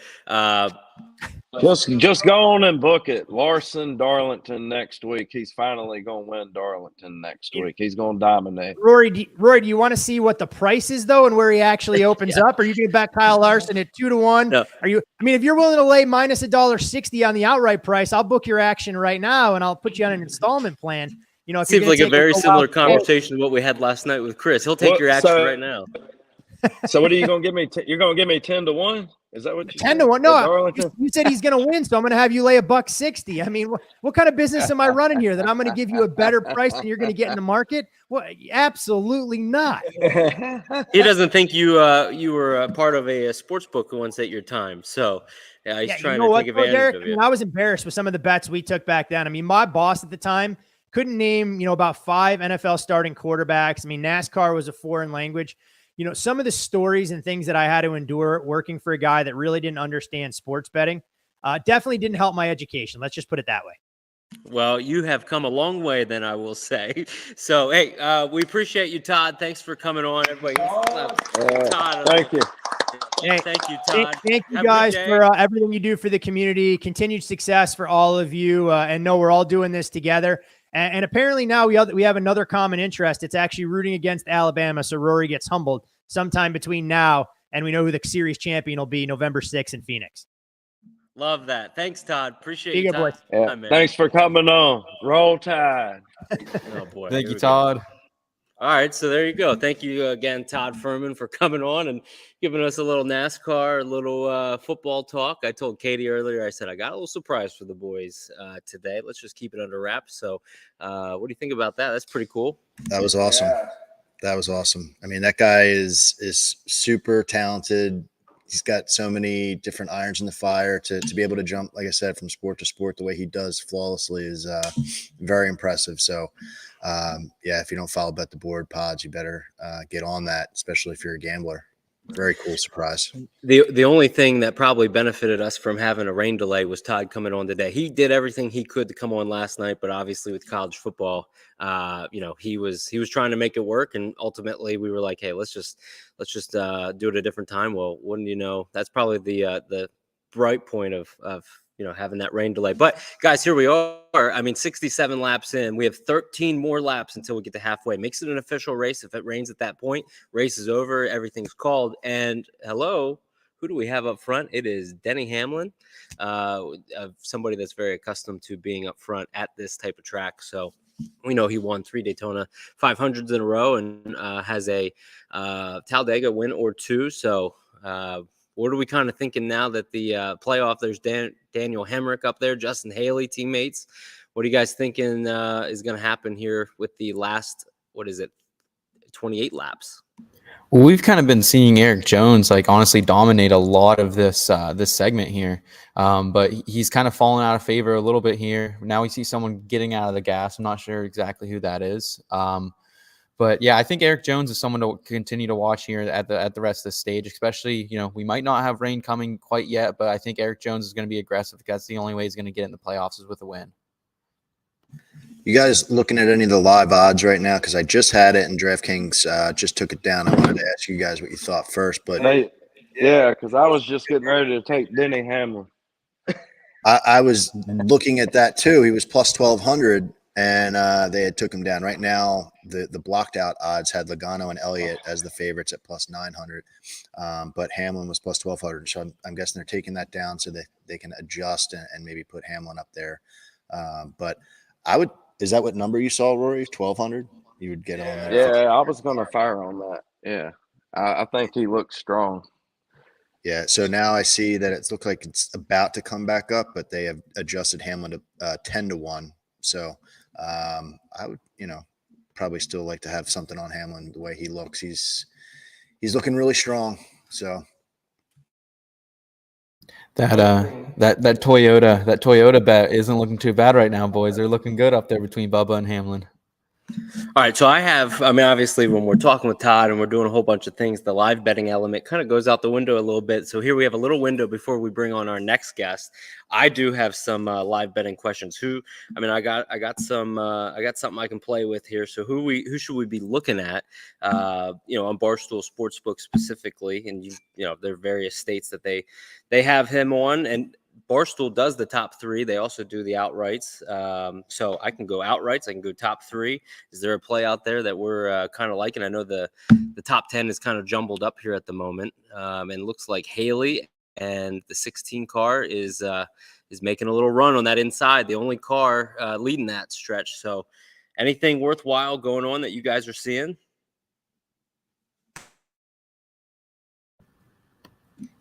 I'm just pulling it up. So yeah, I think Hamlin. Hamlin is plus 900, 9-1 right now. I feel like I'd be silly not to have something on him the way he's running so well. So we'll have to hope that So then with your Hamlin suggestion, somebody tell me what the weather maybe looks like, because that's always an element, especially when we're at Daytona. We saw what Bubba Wallace did a couple of years ago or last year when he had that rain shortened one. He was at plus 600 right before the rain. Kicking myself still for not jumping on that. That number sticks in my head. But, he was plus 600 right before rains came. If there's rain nearby, then, yeah, like you said, Phil, the Hamlin, jumping on Hamlin or Logano, maybe that top three would be good. Via race weather, rain showers persist across the area, but there is no imminent threat to the current racing action. So it looks like we're good. And I'm seeing blue skies right here as well. So, okay. Might get the whole thing. And it looks like weather's maybe moving north, according to our official over there. So, and we haven't had any questions. Phil right now is the only one. How about this? Denny Hamlin was the guy that got spun out by Blaney. You put in that $10 kitty, and now Hamlin's leading the charge. So that's just incredible what he's able to do. Yeah, I think I'm chilling until the end of this stage. I want to see how aggressive they get right here at the end, and if everybody clears through, I think I'm looking at a few people I like. I don't think that's a bad idea either. Did you guys add? If you guys added anything as well, we can always put that at the bottom of the ticker. If you guys go live on anything. I did take Hamlin 9-1 live, so got that out there now as part of my little portfolio here, trying to diversify a little bit. But yeah, I'm telling you. Okay, I just jumped over it. Let's lock it in, man. Hamlin. I think a big part of this is the fact that we're talking about the weather playing a factor. They are racing clean so far in stage 2, and that's making this race go by a lot faster. So, the fact that we haven't had a bunch of wrecks, because when you think of Daytona, you think of like 4-hour races. It's because of all the wrecks. So if they can stay, relatively clean through this stage 2 and then, get going into stage 3, it gives you a little bit more buffer zone for some of that chaos that will inevitably unfold towards the end, but gives a better shot. If these guys are wrecking now, then I would say that, it probably will end under rain. But if they can keep it clean, there may be a real good shot they can get it in. You said shot. I don't mean to interrupt you, but moonshot from our friend Mark in Mississippi, who likes to come on the show and give us his moonshot. Harrison Burton, anybody? He gave him as a moonshot here recently. Harrison Burton's in 3rd place. Somewhere, SKYBOX his ears are bleeding. He does not like Harrison Burton. We learned that yesterday on the golf course. So yeah, he's not going to like that moonshot, but I'll be into it. Well, guys, speaking of SKYBOX's ears bleeding, he's actually joining us right now here. He made the trek back to Jacksonville. What is up, SKYBOX? Can you guys hear me? Yep. Let's go. Yeah, flight was good. Everything was on time, no delays. I just caught Phil talking about Harrison Burton. Not a big fan. However, I do have him 52-1 top Ford. So I'm pulling for him today. Okay. Yeah, you seem locked in with some of these plays. You were probably in the air when I said this, but you've been a sharp this weekend. Meaning, with like longer shot guys running up at the front? I mean like a sharp as in like you've been like on it. Like you've been picking the right plays to kind of what to be on. That we've talked about that parlay just briefly. And we're all pulling for you with that nonetheless. So you got Harrison at top Ford, and I know it's still a little early. Let's not cash those that money yet. But yeah. So you made it home, which is good. You had a very attractive Uber driver. Rumor had it at 4:30 this by the morning. way. Yeah. So we probably should have said that was me. So what are you thinking now? Because obviously you got the race on. I think we're gonna make it through. So I watched the first 5 laps right when we touched down. Then had to scramble, grab my bags for baggage claim. And then when I got to the truck, it was lap 17. I was listening to the radio, the MRN guys. Seems like they're racing too wide for the majority of things. I think I got singled out for a second there. But yeah, that last lap dash at the end of stage 1, I had MTJ and Harrison Burton to win stage 1. So that was pretty electric on the radio. Also, another thing I want to ask is I want to see. So I'm watching the race on YouTube TV. I don't know how far behind or ahead I am of you guys, but I see some cars on pit road. We about the same? I was wondering what happened because the sports books just dropped all the lines, so I was wondering what's going on. So that must mean rain. Oh, you mean like we had pitting? commercial. We just got back from commercial break, and now we're seeing cars on pit road. So we're watching on the NBC Sports app. So there's definitely a large chance that, like, you know, if you're watching on your television or, you know, maybe on YouTube, we might be a couple seconds delayed or maybe like 30 seconds back. Yeah, I'm gonna pause mine real quick, see if I can. This is a big deal here for whoever has Toyota win and any Toyota drivers. So this is a big deal. Let's go, baby. Let's go, baby. Let me know when you guys see Bubba on the apron. Bubba's winning. We just see him right now. Okay. Bubba's winning this thing. I'm telling here we you go. right now. He's Yeah. going to the front. You gotta stay positive. You gotta will him. You gotta will him to victory. This is where I wish I was betting on a guy. I guess we have Hamlin, but we're a team that had only 6 drivers, because now all these other 31 cars got to come down pit road at some point. When you get the Toyotas coming down at the same time, it's only 6 cars. Everybody else, somebody's gonna wreck. So get ready to have that caution money flying and that debate started. It's less than that because I think Bell is pretty much done. 4. And Ty Gibbs was at least 1 lap down at one point. I'm looking on my app, so I think their numbers are dwindling. Did Bell get caught in that wreck? Is that Bell's out? Yep. All right. Yeah, I guess I do remember seeing the 20 spin. So, I mean, Toyota, like, that's what we talked about, was the strength in numbers with the manufacturer. Everybody's coming. What the world? Oh, wow. Got some brake checks coming down pit road. That is insane. Bowman just got hit. Chastain Bowman got hit again. Bowman's a wrecking ball. Oh, this is like, I don't know. Ford and Chevy I are remember the all last coming time I've together. seen 30 cars. Oh, look. Hey, check out the leader. BJ. There we go. Stop the BJ count. McLeod is in Stop the the lead, count. ladies and gentlemen. Give it up for BJ McLeod. Rain delay. We need that rain delay right now. And then there's his moment. Who had BJ McLeod to lead a lap on a sports book? Yeah, That would be right. great. Would be a good bet. I mean, I'm telling you, we need the lap bets. Oh, Ross Chastain bumping into somebody. There come the Toyotas on the outside now. So Ross Chastain was bumping somebody too wide.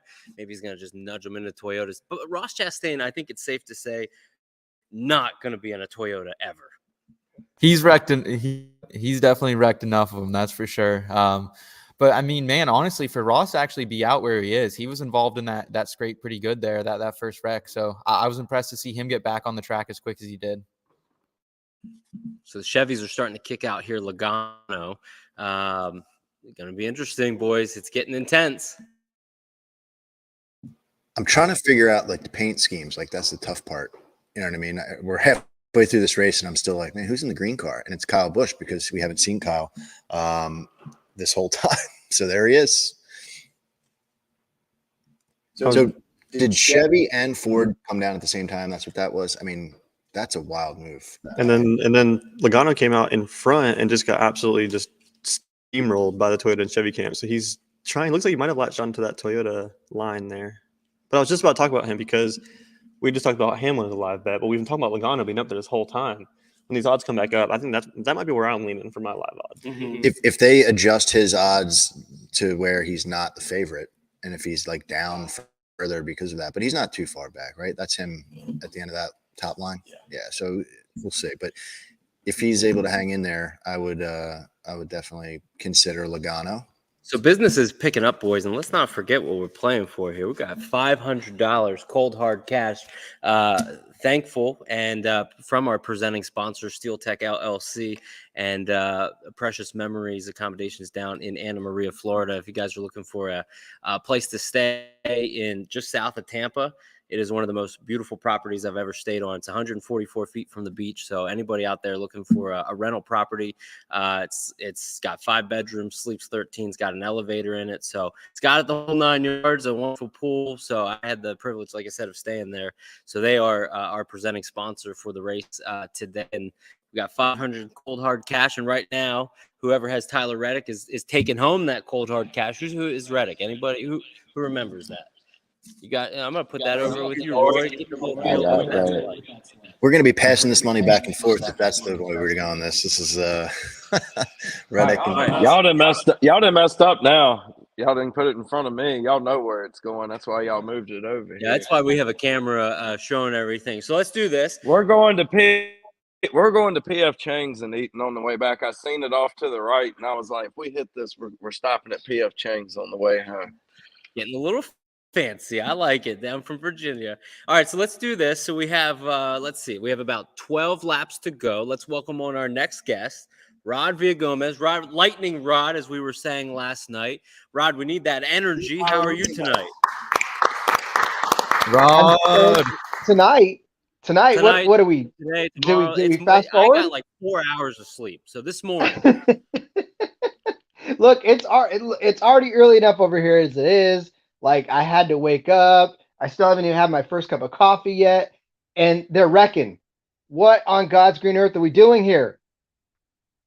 Okay, so we're about to see a wreck. I feel like we can kind of call it. So let's see. Just give us a second here, Rod. You're a little ahead of us, by a little. Oh, no. So No, I'm talking about this morning wreck. Earlier this morning. Oh, okay. We were all a little intense there. I was like, all right, they're showing this on board, that on board. Okay, yeah. So you're telling from this morning. That was a pretty big wreck that took out some good cars.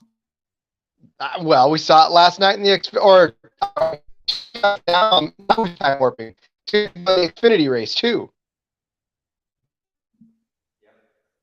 Yeah, it was definitely the Xfinity race alone was. For you, I guess it ended around. What, 11 o'clock? For us, it was 1:50. I think we left the hotel room and I went home. I remember my wife, when I got home about 2 a.m., she's like, "You all right?" So, yep, the race literally just ended. So, but yeah, definitely an exciting race. I think this is going to be, obviously they're dicing it up right now. We got 10 laps to go in the second stage. It does become official. It is official already with their 86 laps of 160. So, I know the F1 race was this morning. I know you and Cody do a lot with F1 now and talking about that. Were you able to catch that race? I was like, no spoilers. That's on the DVR waiting for after this. Okay. So we won't spoil. It's still only 8:24 over here. Rod's out there grinding. Well, we had Todd Furman on just before you. I don't know if you happened to see that. And he was chatting a little bit about the F1 being on. So, I know you guys are doing so much. You have 3 shows of NASCAR now. You got the F1, and you guys are killing it over there. Keep it up. It's amazing to watch. Well, thank you. We just like talking, and somebody's paying us to do it. So, that's a win-win, right? Yeah, Rod, you guys were pretty accurate so far. The one thing I took away from listening to your and Cody's podcast this week is that you guys were kind of full fade on Larson. You thought, just him being matched up against Chase Elliott was kind of an unfair thing. So to see that is pretty awesome. Look, when you can wake up and 10 laps into it, have a cash, that's a good day. So are you on anything else, Rod, that you have going out there right now? Anything that has you a little nervous at the moment? On I don't like seeing the 22 up in the first couple of cars. Well, maybe I like seeing it at the first 2 cars. Anything past 2 cars would scare me. I'm on Logano to win today, so this is already scaring. Yeah, we were just talking about Logano right before you came on, and we've been saying how strong he's been so far, and why wouldn't we take him live? And I think we're waiting for the odds. He was like 9-1. We were kind of hoping that maybe the books would adjust that to a little bit better number, but it looks like he's still 9-1 right now, Chris, if you're seeing anything different. So, I think we want to be in on you with Logano, but we'll have to see how it goes, because I agree it's a little dicey when he's not top 2. It gets a little dicey. Well, what made it worse was that last night, or 2, I don't even know what day it is, 2 nights ago for the Xfinity race, it didn't matter where you were, and everybody was wrecking, and every car. And honestly, we've made this joke before, but it seems so absolutely right, where I was expecting 2 cars to wreck out, and then both of them to get out and try to sprint their way to the finish line, a la Ricky Bobby. That's what I was hoping for. Rod, how you feeling about Eric Jones today? He's looked strong, especially here in stage 2. Got a little loose there. Might have had a factor in that first wreck there. But I like Eric Jones here. Maybe a live bet coming from me to him. What do you think about that? He looks good a lot of times in these super speedway races too, right? And you wonder, well, okay, where are you at most of the rest of the time?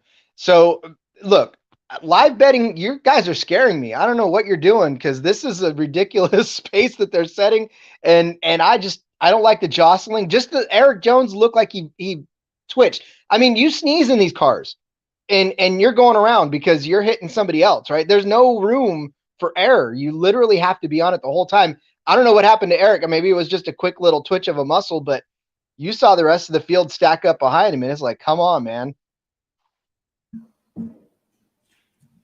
Yeah, they're really dicing it up now. Obviously, they are too wide, 2 by 2 by 2, but you can tell with 6 to go in the second stage, they are business is about to pick up, boys. So I know we have a bunch of drivers. I don't know if you heard, Rod, but we all drafted 6 drivers each, so we're playing for some cold hard cash today. And right now, Rory, I think it's Rory's guy, is leading the field. As you can see on the screen in front of you, we got our draft order. Number of them have been taken out from that first wreck, but it's gonna get wild and crazy, that's for sure. There's the wreck waiting to happen. Wrecky Spin House up there. You watch it. That's the wreck getting ready to happen. Well, What's up, Rod? How you doing? I'm glad you came on with us. It's early morning NASCAR, man. How do you think I'm doing? Oh, I'm doing great. I was excited. I was like, look at this. We're going to get to do another show tomorrow. We got to do just talking and whatever last night. Didn't get to cover the race. Then got to have a good time last night and do it all over again today. I tell you, living the life. I played golf yesterday. I was hitting bombs, dude. like you needed to be there. You a golfer? No. Are you kidding me? I tried to play golf once, and literally I couldn't even hit the ball straight. So it just turned into a walk in the park with a few beers. Oh, well, you can play with us then. You'd be fine. You'd fit right in.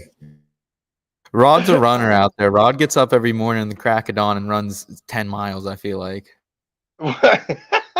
Maybe in my dream. I stopped doing that a long time ago.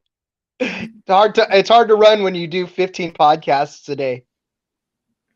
One thing that's kind of developing that Chris and I are texting about is there could be some rain happening. Right now, Kyle Busch is leading. He's at plus 900. Chase Elliott is also at plus 900. So I don't know about you boys, but I'm jumping in on both of them just in case they get to the end here and it starts raining. They got to pull the cars down. The weather's not looking great this afternoon, so this could be for the win. Reddick right now is kind of making a move. So now would be a good time to maybe jump on something if you're not already, personally. The cell is apparently right on the beach east of the track, and it's within the 8-mile lightning window. So everybody is ramping up right now. So lightning isn't something I even thought of. So that was a good call. See, this is all the fun that we get to do over here, Rob. We're sweating this out, man. You're better men than me. I put all men in early, and I'm just going to sit here and watch it all go to hell. Hey, I want to say something. Derek, Chris, thank you. I am getting on Kyle Busch 12-1 right now. Okay, so 12-1 is what you're getting on. So we have Kyle Busch and Denny Hamlin back to back. We had 3 Toyotas. Guys, there's a Toyota, Martin Truex, who is now would I guess be pointed his way in the playoffs by 20 points over Ryan Blaney. Well, I guess Ryan Blaney is technically in. He's in that 16th spot because Kurt Busch obviously is not racing. But some of these cars behind, Bubba Wallace, especially Stenhouse, Gilliland, Harrison, they're all making runs right now, charges up to the front. Kevin Harvick was in that first accident. He is on I drafted him. I crossed him out. Kevin Harvick's making the close, if you will. Rod, I know you like Harvick down there. So, that could be a boy that, that's somebody that we're both pulling for, I think. Harvick is the drug that Rod cannot quit. So Harvick is to Rod what Larson is to Rory. It's awesome. I love Happy Harvick too. I used to bet on him a whole lot a few years back when he was winning all them races, and I pull for Harvick somewhat just because of that fact. I like him, and he's won me a lot of money. Lightning, right now. Rain, lightning. Kyle Busch, lightning. All of it. Right It's not now. gonna happen. Stop It's not the gonna car. happen. It's not gonna happen. Quit praying for chaos. You can come get your money, Mark, whenever you come back to PA. Hey, so since we're at the stage break, can I ask what happened to Larson and who caused the first caution? Who had to put some money in? This guy.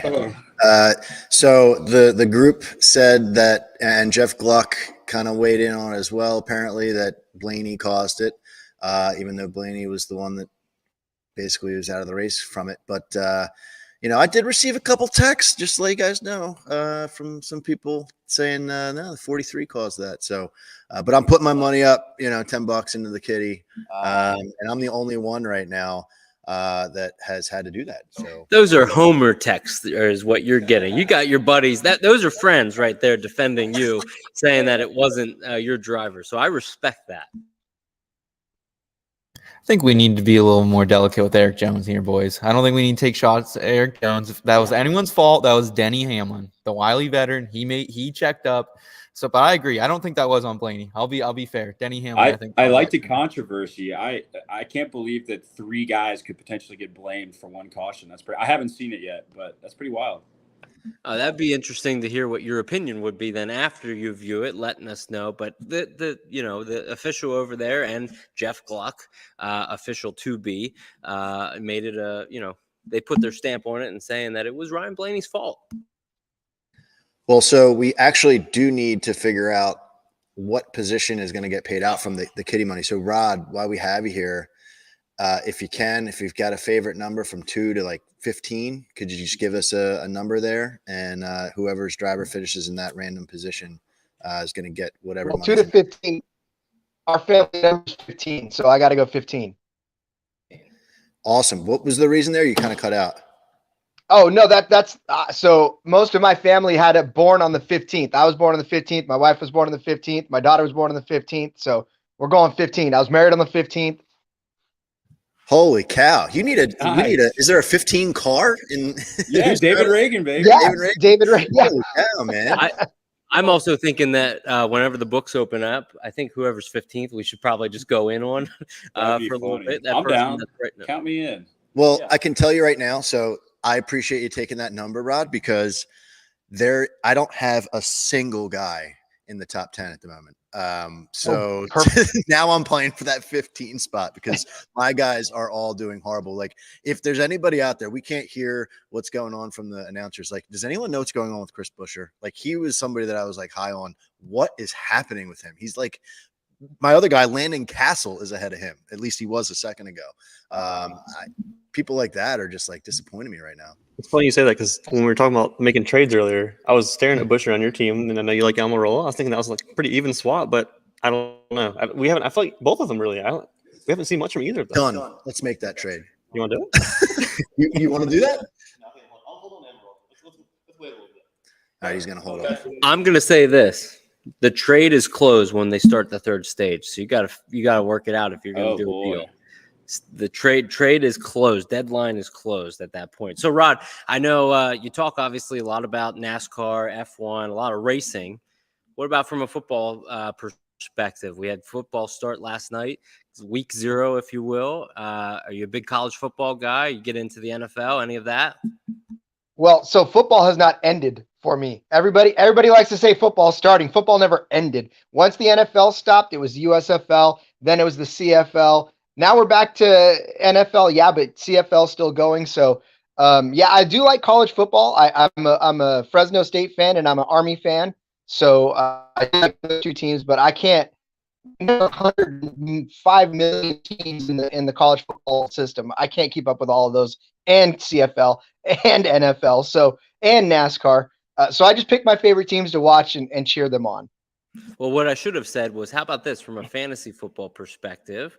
Who do we like? I know you're a big fantasy football guy, and if anybody, definitely, in between media, they do so much when it comes to the fantasy football spectrum. So, how about I jumped on your podcast back in March or so when we first met about doing the fantasy football. We were doing dynasty league stuff.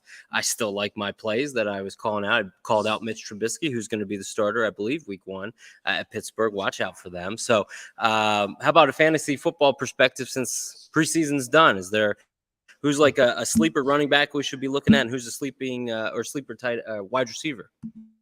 So I will say I just recently made a trade in one of my dynasty leagues that I had Tua as my quarterback, and I just because I waited forever for quarterback and ended up like getting plopped with Tua. So I grabbed I had the first overall rookie spot. So I traded that away for Derek Carr, and then I had the 9th pick. So who I picked in the rookie draft is Derek Carr, Fresno State. Yes, sir. Yes, sir. So what I ended up doing was I ended up picking up that rookie running back from the Texans, who has actually made quite a big a splash over the last. Yep, Dameon Pierce. Yeah. And so I thought. I told the guy that I traded with, he took the first overall pick, and he was like, I think I'm going to take Breece Hall.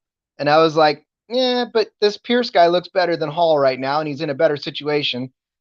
So I thought, well, maybe he'd take him, which is why I said I gave up the first overall pick because I wanted Derek Carr. So he took Breece Hall. Pierce slid to me in the 9th pick. So I got my quarterback and my running back that I wanted. So I'm pretty happy about that. And that is why you are a fantasy football expert. Yeah, I'm not going to put any shade on Dameon Pierce, Rod, but I have been a little bit skeptical of him. He's only ever seen like 106 carries max in his 3 or 4 years down in Florida. So I just worry about that. But everything coming out of camp is that I've been way too low on this guy because, I mean, he's obviously the starter for the Texans. And I thought Rex Burkhead would play a bigger role in that, but it does not seem to be the case here early on. Does he catch? Let me ask you, Seth. How do you feel about Trey Lance? I can't make any tough decisions yet. He didn't look great so far early in the preseason, but wait till Debo gets back out there, George Kittle, have the full plethora of options there for Trey Lance and the 49ers, and I think it'll be all right. I'm not hitting the panic button yet, Rod. Well, I only ask because the same argument you made against Dameon Pierce was the argument that everybody was making for. They was like Trey Lance. They were saying he was amazing. I'm like, but I haven't seen anything out of him yet. So, It's understandable, man. At the end of the day, the 49ers, you guys are going to have a good team out there just because of Kyle Shanahan and that system, man. It is pretty foolproof. Jimmy Garoppolo has taken you guys to the promised land a couple times already. He has. So we had college football conversations with Todd. Now we're getting a little fantasy football pro talk with Rod. This is just shaping up to be the best Sunday. It's like we're in the in-between, Derek. We're living the in-between, that's baby. Right. That's good program. Speaking of in-between, there's a lot of rain. There is a lot of rain. So, yeah, give us your analysis there down there, Floridian. Is that rain coming west, and we're going to get hit with it, or is it moving out to the east? All right, so rookie. Break it down like your Jim Cantore or your Larry Mack. Okay, so it'll be a little mixture of both, with a little bit of rookiness in it. So what happens in Florida is typically these afternoon thunderstorms. I guess, it's not the afternoon yet. They come from the west. They kind of break up when it gets over land, and then you got all the wind coming and the hot temperature coming from the Atlantic, and then they clash, and the thunderstorms just sit there, right? So the rain every afternoon in Florida from August to October. It's true. It happens every afternoon. I think we all know this by now. I'm about an hour north, and it's partly cloudy, not many rain showers. And I'm looking at the radar. It looks, it's broken up. There's a cell that's like literally on top of the track, according to my radar. But, I think if we could dodge some of these cells, I think it's possible. The rain's definitely coming, though. That's for sure. All right, look at that. There you go. That's your weather update from Mark in Florida. So thank you, Mark, for that. Rod, before we I don't want to hold you up too much, but what do we think about or what do you think is going to happen here these last 60 laps? number one, let's just assume we get these 60 laps in. I know rain is off of the distance, but probably going to get pretty chaotic, is it not? And who do you maybe like to come out on top? I know it's still a wild card, but is there anybody that's caught your eye so far? I still think Logano's have got a chance. I really do. He's looked like he's trying to stay out of trouble a little bit. I mean, he's not necessarily where I want him to be right now, but he's trying to hang around and not necessarily get caught up in it. But look, what we saw over the end of the first stage is any indication of what we're about to see. We're in for some absolute chaos by the end of it. Because if the Xfinity guys can't even keep it together, then these Cup guys look like they're very much not willing to play nice when it comes down to when actually things matter. They started out all nice and serene, right? Everybody was just kind of feeling things out. And then all of a sudden they just wanted to let chaos reign as the stage started to get close to an end. So yeah, I don't think we've seen the last of it. I don't think we've seen the last big one, but I'm very hopeful that 22 car manages to find his way to the front. That way, once again, I can actually sound like I know a little bit like I know what I'm talking about. I think he's found his way to the front. He's leading. So well, there you go. And there's your analysis. Oh no! Oh, LaJoy, or Byron, Busher, Chastain, Truex. Truex. Oh no. Okay. Good. Hey guys, luckily Austin Dillon was going 60 miles an hour the entire race, dodged the whole thing. So, all right. So there we go. There's our first little bit of a wreck. I think Logano is leading. More than likely, that was a good call then, right? So more than likely, he probably caused it. The playoffs. Man, I did not want to see Ross get stuck in the grass like the that. Playoffs. I didn't even think of that. With boy, with Truex, I didn't even think about that at all. This is crazy. Is McDowell? No, he got passed by Logano on that last couple laps there. But I mean, the only reason he's in trouble is if one of these new guys wins. So there wasn't that many names a second ago. I mean, the guys who we've been calling out, Logano, Hamlin, he's not scared of them. But I mean, if more and more of these winners keep getting wrecked, then there's going to be, power in numbers for the non-winners. So that would be something to be scared of. We'll have to see who makes it out of this carnage. So these cars were testing for 2 days at Martinsville. Truex and Blaney, they look like they just got done at Martinsville with the way their cars are. We're watching the replay here. Tough to tell who it was, who that third car was. Watch Truex. What happens to Truex? It looks like he just hangs a right into the wall. He had Chastain behind him. Probably got jacked he up. got Chastain. Look at that. All right, so Reddick. Looks like whoever had Reddick, I would say Reddick caused that caution. So it does look like Reddick. And Nick in the chat says Reddick. Changs is not happening for Rory. That's funny. So, Rod, before I let you go, and I appreciate your time this morning, still morning here, still morning where you are. Why don't you tell us, maybe what you guys got on the docket for this week as far as the Sports Gambling Podcast Network goes with what you and Cody are doing, and how can everybody best support you on a day-to-day, week-to-week basis? We appreciate you coming on and what you're doing in the community. It's next to none. So thank you for all your efforts. Well, thank you very much. I appreciate the kind words. Yeah, you can follow me on Twitter at RJ Villagomez. Of course, find everything we got going on over at the Sports Gambling Podcast website, sportsgamblingpodcast.com. Subscribe to the NASCAR Gambling Podcast, the F1 Gambling Podcast, the CFL Gambling Podcast. If you fancy something different, you want to go true DGen and follow that down the rabbit hole. But yeah, and then of course, In Between Media on the back road every other Tuesday with Seth, jumping on Phil's show, jumping on Derek's show. Man, I tell you what, I think if you search the internet for Rod Villagomez, you'll break it. But yeah, just search for me and you'll find me. Awesome. Well, thank you, Rod. Thank you, Rod. Love you, Rod. Thanks, man. Keep it up. We appreciate you coming on with us. So thank you. All right. Enjoy the rest of the race. Enjoy the chaos. Rod. Yeah. All right. So there you go. So another awesome guest joining us tonight, Rod. And like I said, everything that him and Cody are doing over at the Sports Gambling Podcast, everything he's doing with In Between Media and Rod's one of those guys that is one of the really good guys in the industry, multiple industries, and we're just grateful to have Rod on. So, boys, it's about to pick up, I would say. I think the wait is over, and 57 laps to go. And this playoff drama, which we should have known was going to happen, Ross Chastain's still stuck. But I think it's going to be dramatic to the end. So, Chris, you're kind of our news guy with Twitter up all He's the our time. Bob Pockers. Yeah, you're our Bob Pocker. So, which one of these guys is like done? It looked like Chastain was, or who was in that red, white, and blue car? That car looked cooked. Chastain. Is LaJoy done for the day? That's a shame. Had him plus 400 top 10. Sorry, gotta unmute. All I'm seeing from Pockers right now, the actual Pockers, not me Pockers, is that Rory, I got bad news for you, but apparently Bubba is being listed as being on the DVP clock right now. Bubba was caught in that? Yeah, well, Bob tweeted Wallace is listed by NASCAR as being on the DVP, and the responses that Bob is getting are like really funny because no one knows what's going on. That's interesting. I don't understand what that was. It looked like a car spun in front of him, but didn't anything happen. And Truex looks like he's moving okay.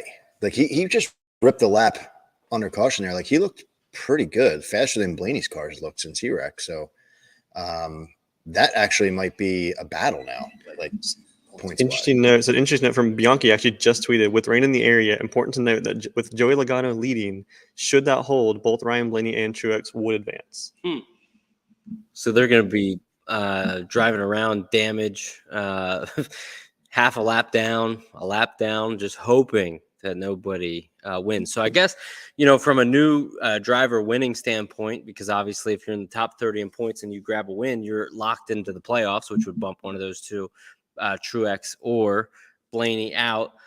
You kind of got to hope that there's no teammates that are, like a Cole Custer, kind of a thing from SHR, who doesn't have a win this year. Almirola doesn't have a win either. I think if we start seeing some of these team guys, somebody that doesn't have a win, they're going to link up and try to push their teammate. We saw it 2 years ago with Byron when Chase Elliott pushed him. So I think if you're those two, definitely you want to be holding your breath a little bit. So it's going to be interesting.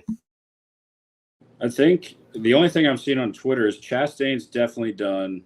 NASCAR is telling him to get out of his car because they're not going to tow him back to pit road. Other than that, it looks like Truex is moving. I haven't seen anything on LaJoy. McDowell's probably done. He hit the wall pretty hard, but not much on Twitter. Do we know who caused that wreck yet? I think it's hands down Reddick. Yeah, I think so. Busher is going to be. He's good. He's rolling. And shout out to Nick and Rye in the comments for keeping us updated as well. They're doing a great job throwing in comments. We appreciate that stuff, fellas. Update for anyone who cares about Derek and my side bet from the Full Tank Face-Off this week. With that, Group B has officially been won by me, with Chastain and Larson both eliminated for Derek. I've got Logano and Kyle Busch. So Group B, I think we can call Group B for me. And now I just need one more. So too early to call, if you will. Yeah, Group B is yours. So now I got to win Group A and C. But I have some drivers in there that are. I'm glad that I got stuck with them, if you will. Byron obviously was involved in that wreck, but I do have Denny Hamlin, and then in Group C, Tyler Reddick looks like the name that is going to maybe propel me. But that's going to be interesting because you have both Wallace, Truex in that Group C. So what a dramatic finish we could have with Hamlin versus Elliott. It could be for some cash on the side. Byron and McDowell are done for the day. Byron. Man, that stinks. That is brutal because I McDowell being up there, I had top 10 on him. That's a shame.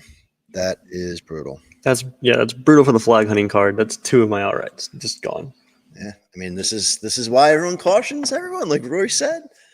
But just let it rain. I'll take the cash right now. Come on, Logano, and I got Reddick. Let's go.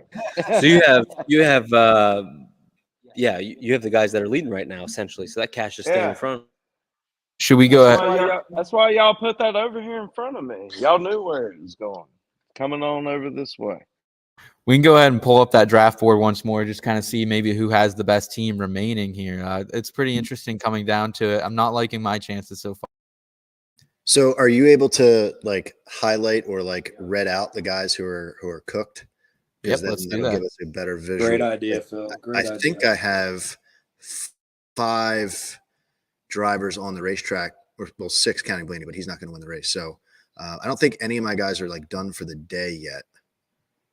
I have Keselowski, who is done for the day, and that's it. You might as well just put Blaney in red there, Seth. I don't think he's winning me this money. Yeah, so put Martin Truex in red, put Blaney in red. Let's put. I don't think Truex is done. Don't do Truex. I don't think he's done. I don't know if he's done, but I don't know if he's going to be able to lead the pack. You guys have more faith than I do. I'm going to assume LaJoy's done for me.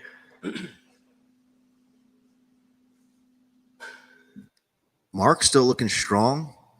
And don't sleep on Ty Dillon in 15th place, by the way, with the people listed ahead of him who are definitely out. So just saying. Anyone else on that board I'm missing, or we think we got Bob everyone? saying, What was Chris Bell's? Go ahead. I was going to say, what was Chris Bell's status earlier? He might have been trashed too. Oh, yeah. He's been dead. Yeah, so that's another one off of me. Oof, that hurts.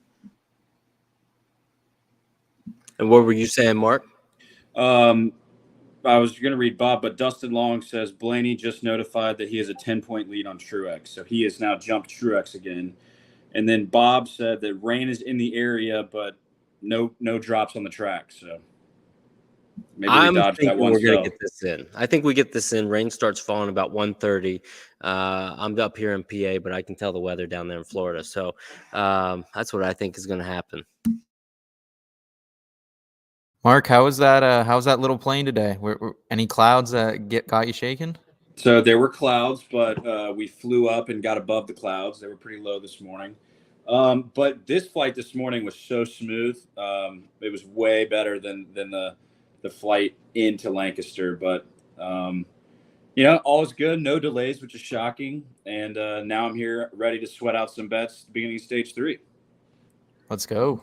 Mark, are you able to pause your race at all, or do you not have those capabilities? Yeah, I can pause it. Where are you guys? Just restarted. We just restarted. All right, So I'm going to pause at the line, and you guys tell me when you hit the line. Deal. We're like right. Is this the backstretch? Okay. Yeah, I'm going into 3 now. Perfect. Then we'll all be caught up We're together. pretty close. We're pretty close. Ah, there you go. I have one idea that's good every now and then. From our So Derek just say we're at the line now. And got it. So we're coming up on it. I would say that we are there now. All right, cool. I think we're good. Reddick's car and Elliott's car looks too similar to me from like paint scheme. It's like very hard to keep track because they're both. If you look at Reddick and also Justin Haley, their front fenders look very similar as well. Bubba's back out there, baby. Coming up here on a new leader here, boys. Soon, get ready to stay Ricky. Oh my lantern. Jr. Yes, sir. How about Alex Bowman, boys? I got Alex in second place. He was like a 5th round pick or 4th round pick. He's been absolutely awful this entire summer. I can't believe the fall off we've seen from him. It's been incredible. I totally agree with that, and I don't understand it really. I mean, somebody last night on the live stream was talking about how maybe it was you, Rory, saying they're going to boot him out of there and put Kyle in. Like, I don't get it why he's struggled so much. Like, it seems like there's something going on off the track. Byron has definitely struggled this summer as well. So them two are kind of 2 peas in a pod, it seems like. Yeah, you're right about that. Yeah, and it's not even just bad luck. It's missing speed. Like, they are slow every single week, it seems like, just straight missing it. Now, I don't know if that side of the shop is, like, trying out new things versus the other side's trying out and what they're trying out's working. And then the last, 10 races of the year, Byron might come out of nowhere and start running like he was at the beginning of the year. I mean, it could happen. I could see that team doing that. Bowman, he's just a situational track driver, in my opinion. Like, he has certain racetracks that he runs good at, and then you are not going to see him run well at the ones that he doesn't run good at. Can we talk about Recky Spinhouse Jr.'s hood? Oh, Logano. Why I understand there's some little slits there in the hood, but how ugly is that with the logo all the way at the front? And no, it's not great. They did that before with I forget what the brand was. Probably a Coke related brand. They have that shopping cart out there. It never looks good. I like the NOS look as a car, but then you kind of ruin it with the hood. I am waiting for Ricky Stenhouse, by the way, to take this lead. Make a move, kid. Make a move. Laps, so Go needs low. to make that lap. I want that money over here on my side. I also have Ricky Stenhouse.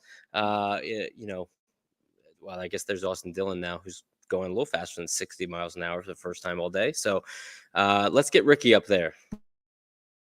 If that's the case, right, that would be a textbook Ricky Stenhouse super speedway race. Mid-pack, then starts to push his way to the front, takes the lead, and then wrecks the whole field.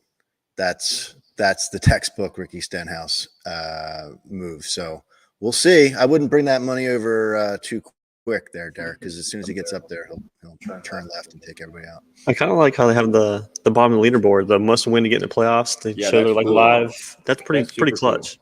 Cool. Yeah. It's showing like the top 4 guys who have a shot at it. That looks pretty cool. Yeah. And that's what Truex is looking at probably too, because if any of those guys were to sneak up there, it's his worst nightmare. I think Cole should never be on that list. Oh boy. Oh, they are so gonna wad him up here, brother. And there goes Cole Custer. Look at Bubba. Look at Bubba making moves. Come on, Recky. He's got the car. We got 3 lanes now. They're lining me all up top. I got Bubba, Wallace, Reddick, and Logano. Ricky is making me really nervous right now, assuming he's in that NASCAR, right? Get down, buddy. He my God. Swirly as hell, man.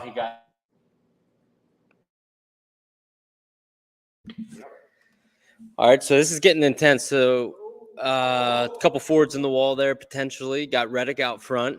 Ricky Stenhouse now moved to 4th. So Bowman's just kind of lurking. We talk about who the new closer is in NASCAR. Bowman's just kind of hanging out. Ricky! Making a move high. Was that a Boys in the Hood reference? Ricky! No, it's Ricky Bobby. Ricky! Ricky Bobby. Rod called out how he was expecting guys to get out of their car and run. I think we need that data. We need their 40 times, all the NASCAR drivers, in case that ever happens.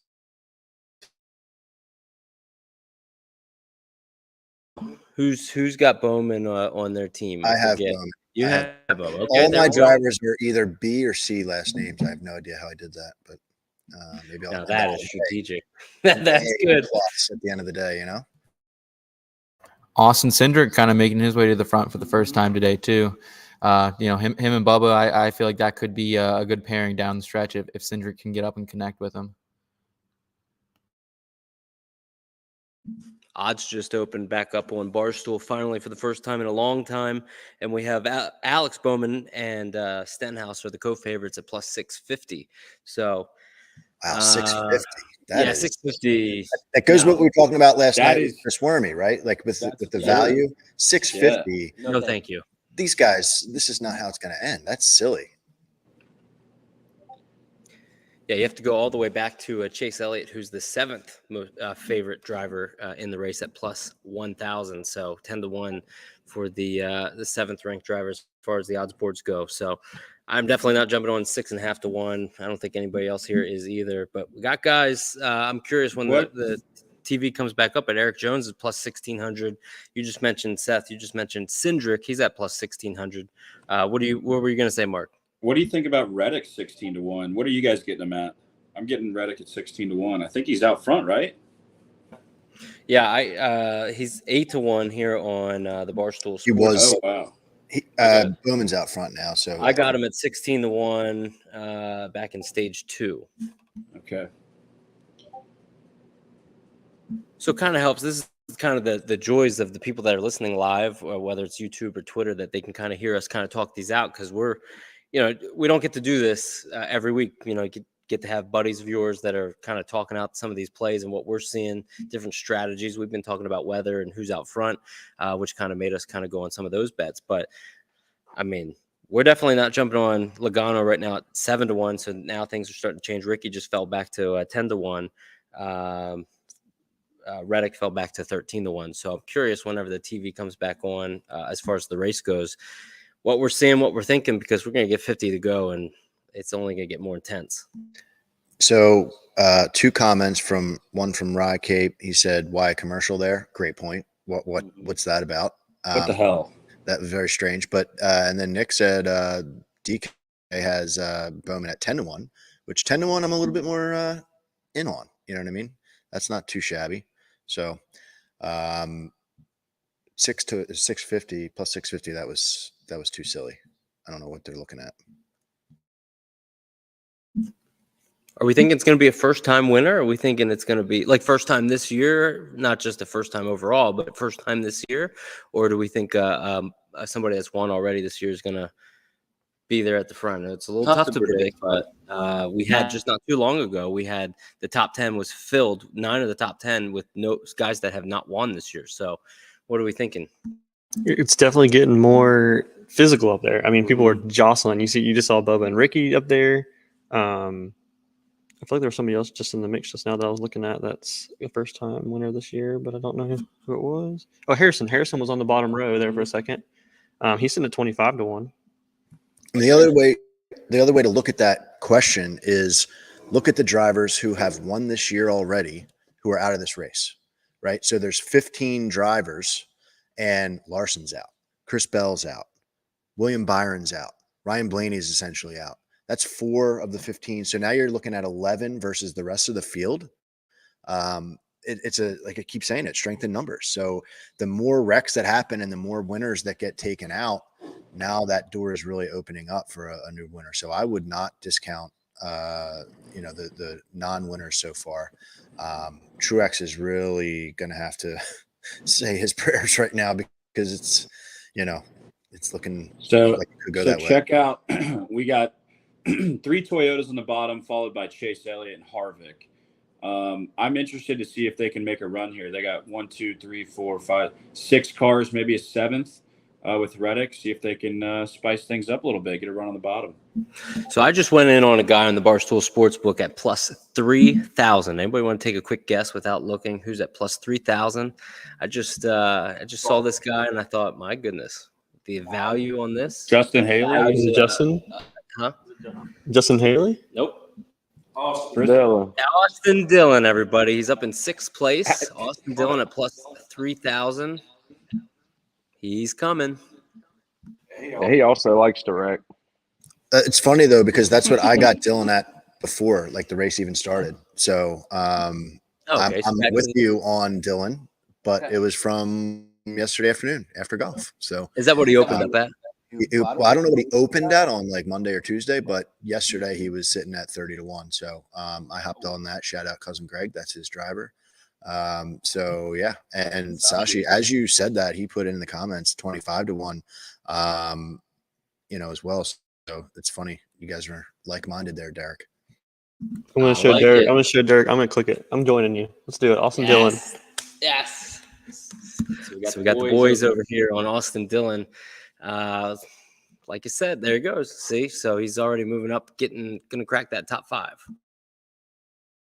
I'm feeling good about Bubba right now. I don't think I need to shift too much live bets. I still have that outright on Bubba, and I'm feeling pretty good about it. Rory, you kind of talked me into that one over the weekend. I didn't come into the weekend thinking I'd be betting on Bubba Wallace, but after Friday night, I was like, okay, it has to happen. Oh, like here he is, moving on up into the top 5, and he's got Hamlin behind him, and I called it. Hamlin's going to push Bubba to victory today. So everything's lining up like it should be. We're just waiting. Should be a big cash day. Got Kyle Busch coming up here. That might be the only problem is Kyle Busch is leading that Toyota line right now. He likes to wreck too on the super speedway, so I'm sure he'll get punted here before long or do something he gets caught up in. Don't say that, Rory. Bubba's right behind him, buddy. They'll take them both. I have a lot of investments on that top line that I am just praying nothing happens. I usually don't like guys on the top line because there's really nowhere you can go other than the wall. So hopefully they just kind of play it cool. I think we will see at some point here very soon where they kind of string out. They do the, the train effect where they just do single file for a little bit and then it gets crazy at the end. So hopefully we're setting up for that because I got 3 of the top 6 right now of my investments that are in that top 6. I did go on Haley as we were all talking. So at 28-1. How do you guys feel about Chase Briscoe right now? It's kind of the first time we've talked about him almost all weekend. I know he kind of slid a little bit in our fantasy draft there, but Chase Briscoe finally getting up there in the top 5. I think he could, maybe be a surprising factor for SHR here as the race comes down to it. Briscoe's a guy that maybe could have won the Daytona 500. So one thing I didn't realize about the 500, and I saw the last half lap in February, was he was coming with a full head of steam. And Brad blocked him or tried to block him. He got around, but that was a car that was bad fast in that. And he's a guy as well. And I know Worm and I talk about him a good amount because, Bristol, he spun out with Reddick and then Larson at Charlotte. So what would we be thinking about if Briscoe takes the lead at the Daytona race? So what would we be thinking? What would our thoughts be? We'd probably be in on him if he had 3 wins associated with his name right now, I would think.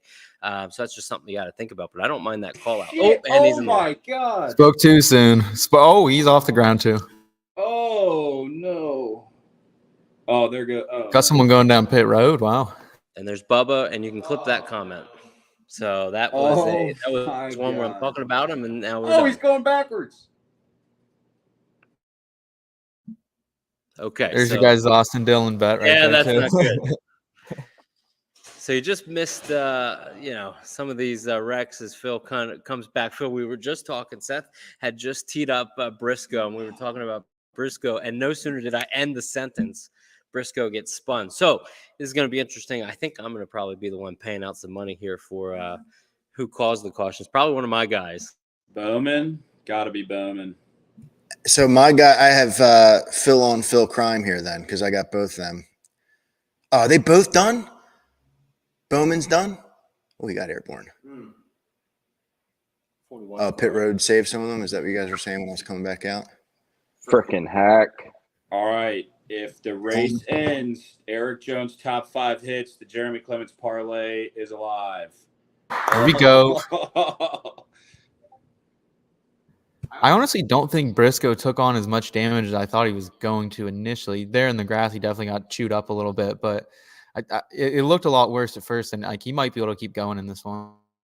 So let's do this if we can. Let's pop back up the teams, and we'll just start eliminating more names. Well, it's tough to eliminate them though right now. Briscoe's done. I mean, you can cross him off. He's my guy, and I had him. I think Bubba's done too.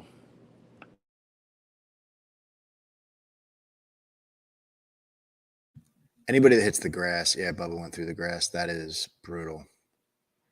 Custer got some good damage there too. It's another one of my guys. They're dropping like flies here, fellas. I need Landon Castle to come through for me. Eleanor told me about it yesterday. I'm sitting next to the 1967 GT Shelby 500. No big deal. How did you get the name Eleanor? Have you ever watched Gone in 60 Seconds? No. So in Gone in 60 Seconds, they steal a bunch of cars, 50 cars, and they all have names because they don't want the cops to know what they're talking about. So over the radio, they say, all right, I'm picking up Jessica, I'm picking up Stacy, and Eleanor is his like white whale. Eleanor causes him like all sorts of problems whenever he tries to deal with that car over his life. So Eleanor is the name of that one. Yeah. So these guys, sorry, Seth. I mean, these guys, Briscoe's another winner from this year. So new winners are very possible. Bowman, if he's done, another winner from this year. This is not looking good for Truex. And do you see the 2 guys? Sorry, Seth, we keep cutting you off. Sorry. The 2 guys that snuck to the bottom there, Justin Haley, Eric Jones, like Mark just brought up, they snuck underneath that. So to your point, Phil, 2 guys, first-time winners this year, snuck through. And Almirola. We've been talking about Eric Jones all day, and now he's finally in position up here. And who else but Logano makes it out of that? You know, scrape free. I think realistically, if we were like to redo the books right now, maybe Logano is honestly the favorite at the end of the day now. I don't know. I think the odds are getting shorter and shorter on him. So maybe not the time to bet him, but definitely someone to keep an eye on. Is that Custer? Gosh. And look who it is. This is going to be our next guy who's causing all the havoc. Stenhouse. I think he got some pretty good damage. Yeah. And all this, I mentioned him a little bit ago. He's one of my lone ducks here. All of these guys, you know, this is what happens at these super speedway races is when you've got guys that get knocked out, these guys who've been silent in the back. This is why you wait in the back. Chris Buescher, is he still alive? Is he up there still? I mean, I was on Buescher pretty heavily throughout the week, and he's on my squad for the money here today. I'm trying to pull it up, but I don't think he is struggling much anymore. He was in 12th before this happened. So hopefully, you know, he can move his way up. Guys, despite what happens here today, I just want to say this has been an absolute blast so far. Getting together, shout out to Derek for getting us all together today. Thankful for everyone in the comments today too. It's been, you know, very active here in the chat, so we appreciate that. If this is your guys' first time over here in Between Media on our YouTube channel, if you guys like fantasy NASCAR, betting NASCAR content, fantasy football, fantasy golf, we got you covered over here. Like this video, subscribe if you're interested. And we definitely appreciate everyone hanging around today. Been an absolute blast so far. Yeah, really fun time. And obviously it was fantastic. We were able to get together and meet in person. This was really cool to meet all you guys, hang out with you guys at the bar, playing golf, like not just, you know, sitting here. But I think what this does, I mean, with Mark being home now, you know, this does like kind of open the door to maybe doing this where we don't have to, you know, get together and we could call out some like crown jewel races to maybe do this for, make it kind of really special. So I'm excited for what, you know, we have to look forward to with all of this getting together. It's just really fun to do. Oh boy. Pit road. So Eric Jones is left on an island, huh? Was he the one that stayed out? I think so. Looks like 2 of them stayed out. He's good. He doesn't need it. He's good. Do you can we make it to the end on fuel, or do we need to stop? I don't know. It's tough when you're not listening to yeah, that's true. Rick Allen miscalled the race. I'm pretty sure they had to stop. I mean, because stage 3 went green with like 56 laps to go. I don't think they can make it 56 laps. No. Oh no, it's right. Oof. And should I say it again? Like, don't look now. Is Ty Dillon in the race still here? I mean, you guys have been ripping on me all weekend.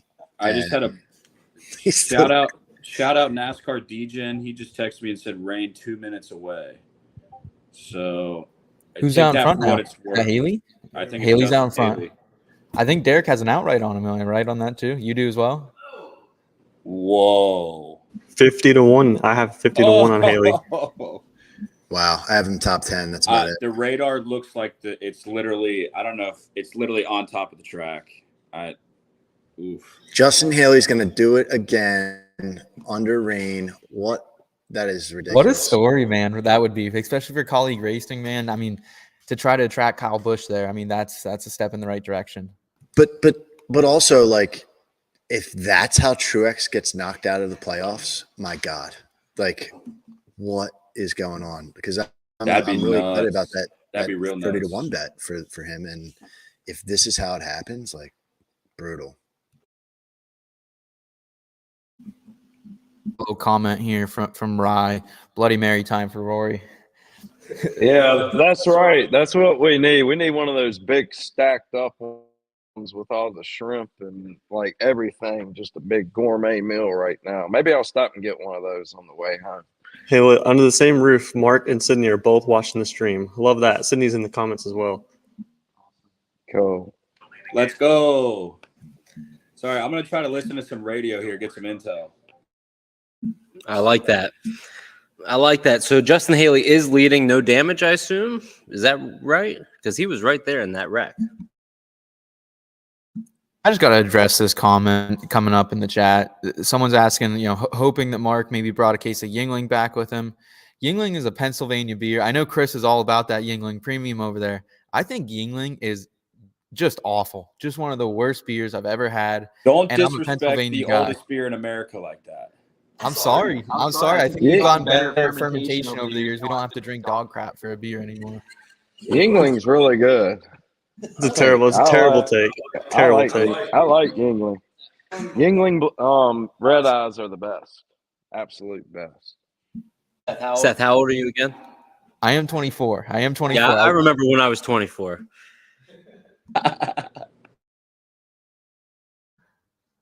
Hey, Mark, if you're listening to the commentary, are they talking about, is this where that rule comes into play, where since we're under caution, who crossed the line first? Because they were just showing who crossed the line first between pit road and Haley on track. I don't know. I'm not listening to the broadcast. I'm listening to Eric Jones radio to see if I can get any. That makes sense. You got some money to win with him, so I do. I do, yeah. So look at the Truex is in right now. Blaney is out. So Blaney would be out by just a smidge if that happens. My gosh. Roger Penske better get on the horn with NASCAR and say this race does not end under caution.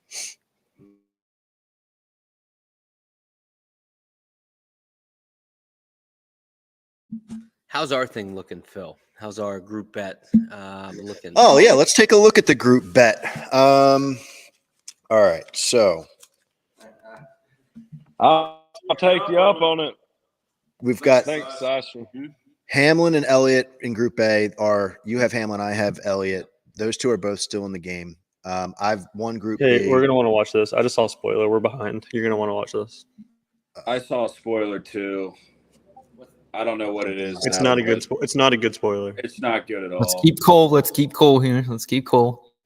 Oh, I think I know what's going to happen. about You to guys are all hating it. Nothing to Eric Jones, please. Nothing that Jones kid. I think that's what's I think that's what's happening. Oh my God. Eric Almirola is dead to me. Give me a break. Give me a break. Danny Logano. They're not cooked though. Yeah, but Not now gonna lie, I can't have it something green. way worse. I gotta have it go green now. I guess you're right. It needs to go green. The crazy thing about that too is like there's actually on DK there is the matchup Eric Almirola versus Eric Jones. I was of course hailing Jones at plus money, so that's a bummer there if Eric can't find his way back into the top of the pack there. So I guess that's $10 in the kitty for me, right? Almirola. Yeah, I was trying to see who it was. Make it 20, Chris. That was just disrespectful. Yeah, you mentioned it too, Seth, about that. The head-to-head is actually a featured matchup that NASCAR puts out each and every week in various books. They put those out. We touch on it on the show, all the featured matchups. They've been really competitive the last few weeks with how they've done that. So shout out to those that are curating those odds and those matchups. It's definitely interesting to see each Monday when DraftKings releases it, and now they're showing a radar. There are definitely some rain cells, storm cells around. So Haley's still leading. So my fingers are crossed. Maybe I should go do a rain dance. What's a rain dance? Is it like the giddy, or the gritty? I mean, I could do that. I think it's a belly dance. I think you gotta rip off the shirt and just let it flow. You know, if Haley wins, I think I'm taking my wife, who's here today, to PF Chang's, and I might buy the car that's behind me and treat them right. I think we can buy a few of these cars in here. Be perfect. Okay, so that's a good question. So we are at Barry's Car Barn in Intercourse, PA. Rory, I want to start with you. What's your favorite car here at the Car Barn? The one sitting right behind me, the Shelby GT 500. I could see myself in that, driving that around. Okay, so yours the Shelby. I second that. I mean, That's my favorite car. My uncle had one, definitely not like this. What is happening to Logano right now? Is he drunk?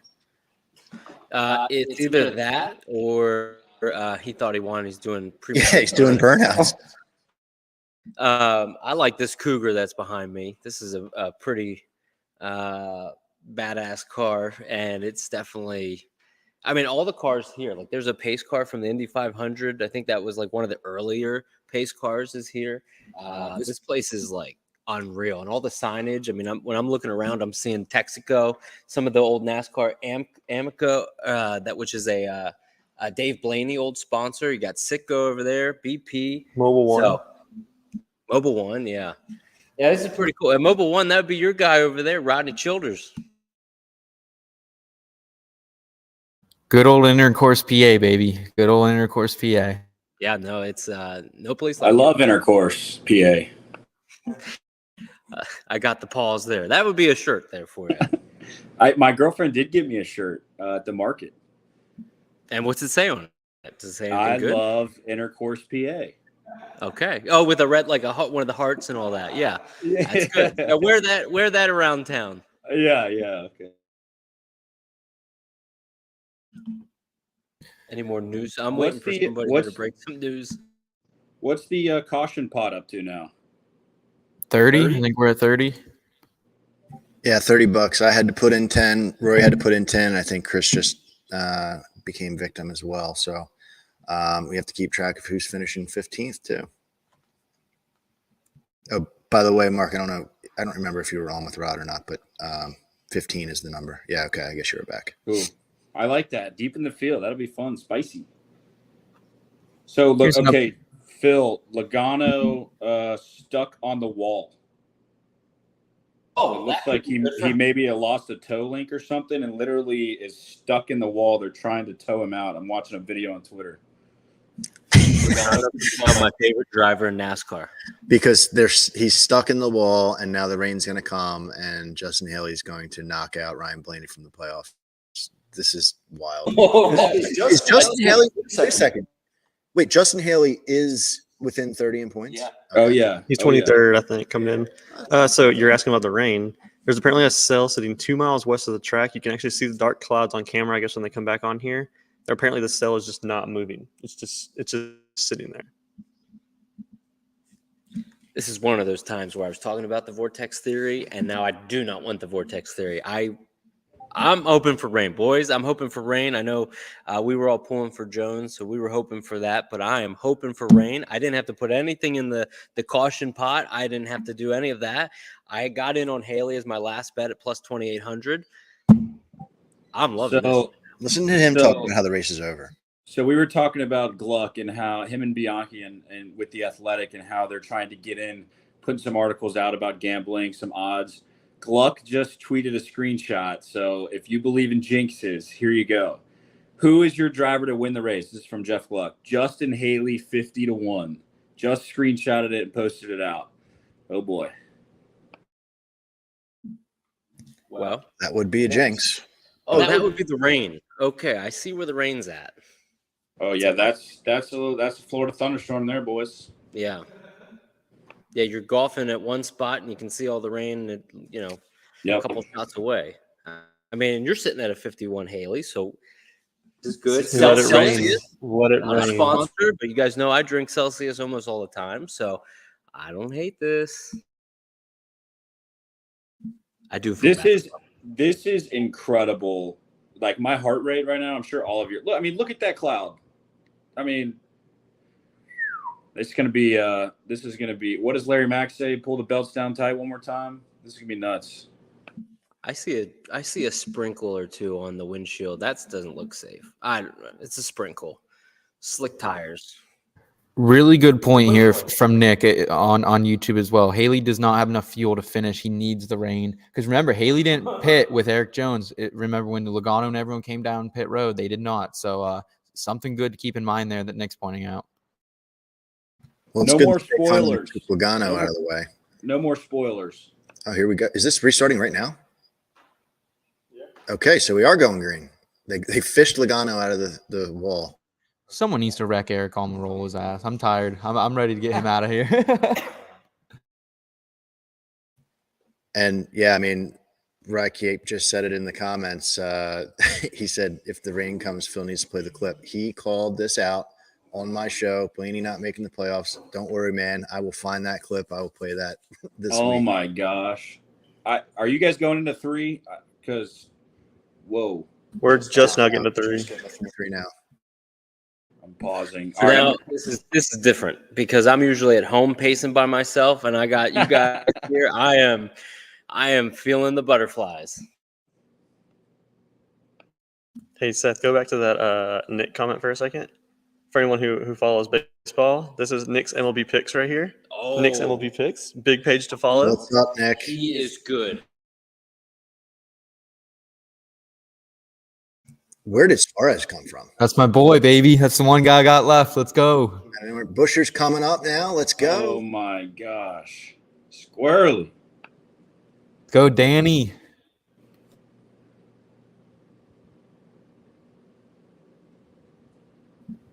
I hope that rain stays away. I do too. Derek's tone has very much shifted.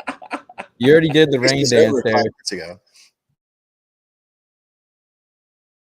Of course, there's Denny Hamlin making a move. Hamlin cannot be counted out this late into the race.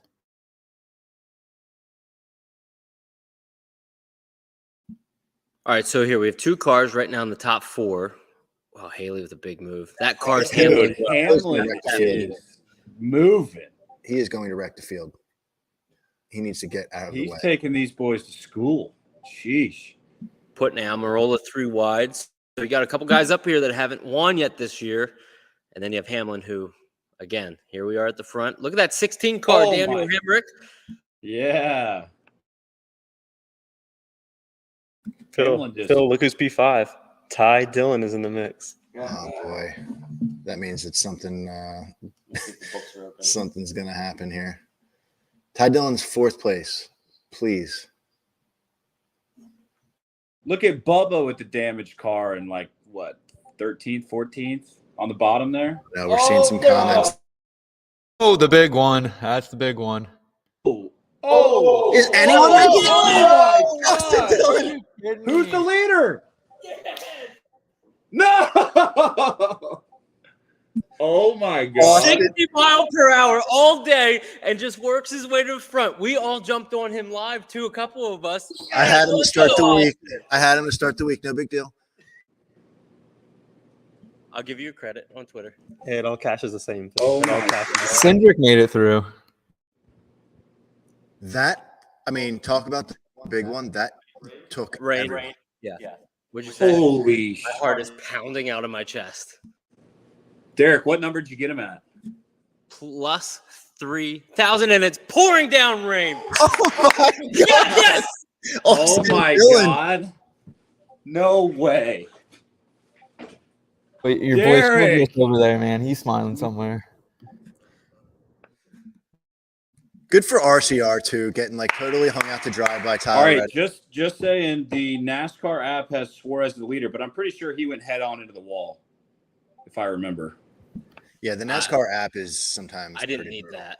But how could they not score Dillon the winner? Holy. It has to be, right? He's literally the only car that made it out. Harrison Burton top Ford, possibly.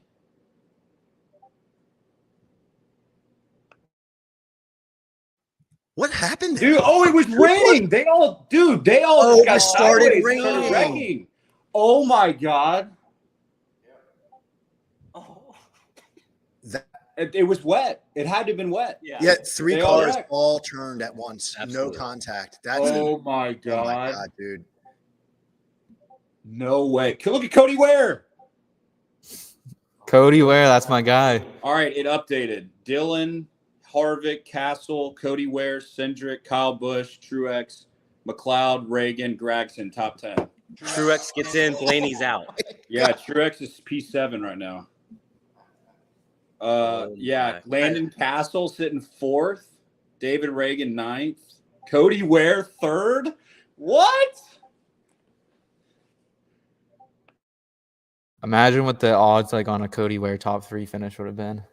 Okay, so this is NASCAR might catch some heat here, leaving these guys out there. I mean, they clearly all few of these guys just got sideways. Oh They are no! absolutely going to catch heat because look, Stenhouse is up in the air. Look, You can't let them rain. You can't let them run in the rain on super speedway. But I mean, if it just pops up out of nowhere, what are you supposed to do? Apparently, Justin Haley was very heated on the radio. We're gonna have to censor this, but what the F was that? It was effing pouring. holy! That might be one of the biggest wrecks, like meaning number of cars ever. I mean, there's at least 20. Gotta be. Wow. So playoff update. Austin Dillon shown as a leader. Truex up to 6th. Blaney would be eliminated from the playoffs if the race ended now. Wow. Which it will. I think it's going to end too. I think it's over. Somebody tell me who's ahead of who, Hamlin or Chase? Chase who? Do they have the ability Chase Elliott. Sort out? Chase is 26th. Hamlin is 17th. So Derek, I think you would have the victory because you've got Cindric, which I'm assuming is ahead of all my guys. You have Truex, who's 7th. Truex is in 7th? Well, what's Cindric? He's like 5th, isn't he? And what's Reddick? Reddick's probably cooked. Reddick is P12. Oh. Can you tell me where Cindric is updated? Yeah, P6. 6-7. You would have the victory. Unreal. No way. All right. Do we know if it's raining hard or is this a sprinkle or? No, it looked like it was hard on all the camera. They were showing the end. Yeah. Anthony Alfredo just tweeted they forgot to put the rain tires on. Yeah. Wow.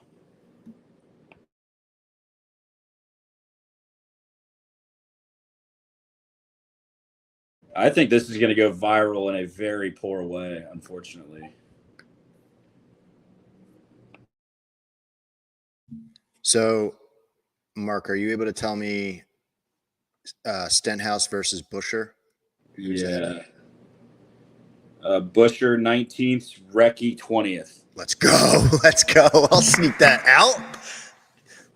I wish they would show us a live update of what these cars are doing. I mean, they got to be just stuck in the grass. I mean, there's got to be at least, 8 to 10 that are totaled?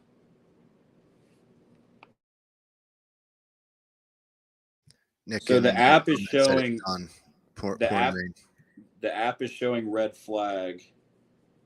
None of the times are moving. So I have something here. So we did our caution bet, right? Well, we have an official here today. So by rule, because it was raining, wouldn't NASCAR the official? So we got to get $10 in to get the official. Put that in the pot there. Wow. All right. So it looks like that's a ton of rain. Look at Harvick's car about to finish P2 if they call this. This is the only way that Austin Dillon can win a race. He's absolute trash. Like, this is comes through this once. Good call, Derek. Good call, Derek. Now I wish I would have made this my NASCAR Nation play because it was between Keselowski and Dillon. So, but we'll see. I have to shout out my wife, who I don't know if she's watching or not watching, but at 12:06, 30 minutes ago, she sent me a text and said, "My money's on Austin Dillon." What? Yes. No. Yes. This is full tank, baby. I said, "Are you watching the race?" And she did not respond. So I don't know what's going on, but maybe she's Notre Dame. That might be the biggest news of the day. His wife I'm gonna have to tell insider. Ryan Stevens he can't come on next week because I got a new savant guest that I need to bring on. And check out that comment. You've been beefing up that show all week while we've been here.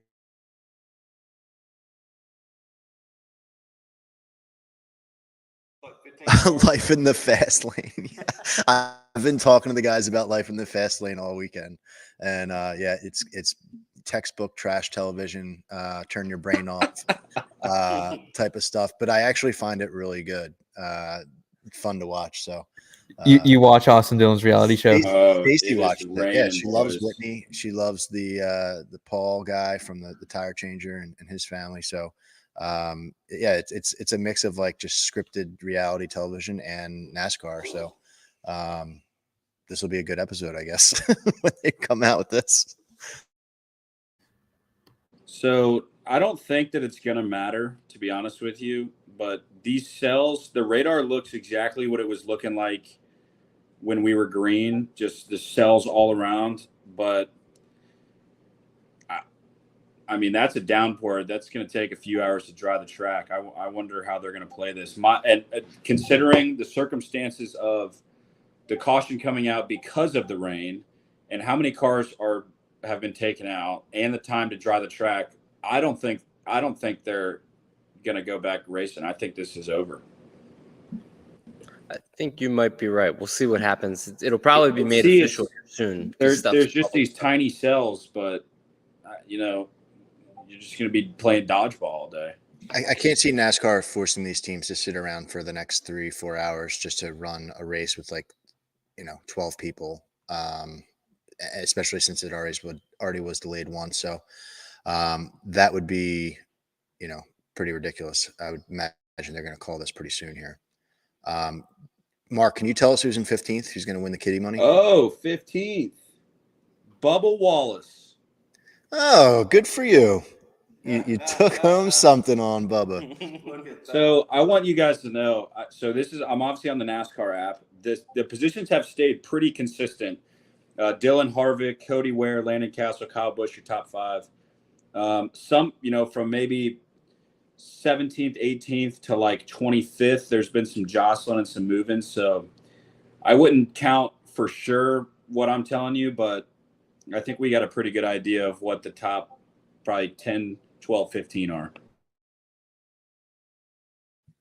Sounds good. Can you read off the top 10 again for me, Mark? Yeah, Austin Dillon, Kevin Harvick, Cody Ware, Landon Castle P4, Kyle Busch, Austin Cindric 6th, 7th, MTJ, BJ McLeod 8th, David Reagan 9th, Noah Gragson 10th. Wow, that's wild. Imagine having that. We should check with our boy SC. I think isn't he the one that threw that crazy parlay of top 10s together? Like that's a recipe for just a monster number payout. But I don't know who he had specifically. But FanDuel lets you do that now, so pretty interesting to see what those numbers would have been. Did anybody take any other matchups? I had Byron over Larson. Okay, that hit. Yeah, I just had Buescher over Stenhouse, which I think you said they're part of that shuffling game. Yeah, it's still showing Buescher 19th, Ricky Stenhouse 21st. I do want to. He's dropping. I do want to call out the toolhangers.com bet of the week. Plus 130 Chevy would be hitting, which look at you go. Yep. So I'll get a chance to plug this here. You can go to toolhangers.com/full-tank and you can register yourself for the chance to win the gift card in the raffle. I get $10 every week, and this was the final week of the regular season. So the gift card will be raffled off soon. And with this win, I think it puts it right around, I don't know the math specifically, but it's going to be right around $100 to Tool Hangers. So we had a really fun time doing that and made some money for somebody. So definitely give that a look, toolhangers.com. It's a site that allows you to get custom tool hangers for pegboards. So if you're trying to clean up your basement or your garage or anything like that, hang some tools, clean up a little bit, give them a look because they've been a really fun. That was a fun idea that our guy Jordan had over there to do this. So and it's nice to go out with a win. Chevy, hopefully. I mean, they're interviewing Austin here like he's won the race. So I have to imagine that, I'm counting my chickens before it hatched, but I think it's okay. Who had Austin Dillon in our draft? Is that Derek as well? That would be me. Wow. Yep. I had the guy that was in first, and then I had the guy that was in 22nd waiting for the rain. So Austin Dillon, obviously we went on him live not too long ago, and Stacy, or Phil's wife, was then saying Austin Dillon, and Austin Dillon's in the lead. So I'm And then 15th place is Bubba. So Bubba did win something.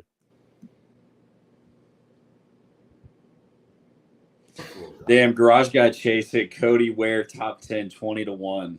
Wow. God, that's wild. Okay, incoming from the girlfriend, lightning. We are officially in a lightning delay. Obviously, rain, but if it stops, obviously, they'd have to wait 30 minutes or whatever. I think it gets called before 1. But on the backstretch here, that looks pretty dry. That looks like that does look pretty dry. Touched. Here's Jeff Gluck, his opinion. That is the most deflating and depressing way to decide the playoff. It was raining, destroyed the field. Absolute shame. Such a bummer. This is not a good situation. I know that. I mean, Daytona, for anyone that hasn't been there, obviously everyone knows it's 2.5 miles. It is a gigantic track, and what you guys just saw, the backstretch completely dry, right? And these tiny little cells that have torrential downpour could be just on the front stretch, just in turn 2, turn 1. Maybe NASCAR possibly didn't have an official where it was actually raining over there in 1 and 2. Maybe the official didn't think that it was raining that hard, but whatever the fault is here, not a great situation by any means. Yeah, agreed. All bets aside, like I know that we're excited with Austin Dillon, but if we're going to take a step back, that was kind of not a great way to end that race. The guy that's sitting 20th just happens to skirt past everybody and it's going to get the win. And it also begs, some attention to say, heading into this race, like Ryan Blaney was looking to be second in points. Mm-hmm. And you're saying that driver doesn't deserve to compete for the championship. Like I think that the playoff structure is fun, and it's easy to play like Monday morning quarterback when something like that happens. But we're not talking about somebody who was like 14th in points and like didn't get in. We're talking about a guy who has run, not up front all season, but enough to be second in points for most of the year. And now his season's over. Like that's wild to think about. But I guess that's just what they built. So you have to, go back in the offseason and say, is this what we want? Like, is this the product that we want to put out there? If so, great. They have to like die by that sword. But I don't know. Do you guys think that that's worth looking at again, or is this what they're trying to go after? I think this is what they wanted. I mean, I think they made their bet at this point. And, I think it was on the teardown, Phil. You can correct me if I'm wrong. I'm pretty sure they talked about how, there's been talks of like, oh, would they give a waiver to somebody and bring in a 17th guy just to shut everybody out? But you can't do that at this point. You can't. You made your bet. This is what you wanted. You wanted all the attention on this race. I think it is what it is at this point. Let's talk about this for a second. So NASCAR Money just sent a message to us. It's only 12:45 in the afternoon. I mean, I think it depends on where NASCAR's head is at, meaning are we going to keep everyone around till possibly 6-7 o'clock tonight? Are they going to take into consideration the number of cars that are out? And are they going to take into consideration what a blunder that was, having them wreck in the rain? But I mean, what do you guys think? Do you think we're gonna be here talking for 2 hours, or do we think that that they're gonna make a quick decision here? I'd have to see the radar, but I would think with everything that was starting to pop up, and we are in a lightning hold, so that's 30 minutes. I almost feel like there's no guarantee to get it in. It's not like it's 30% chance the rest of the afternoon. It's more like 50, 60, 70%. So yeah, I would think that they probably call it, and kind of that's how it ends. I mean, it was raining, and that's a bummer to see how that does end. I mean, Daytona is the regular season finale for a reason. They want the drama.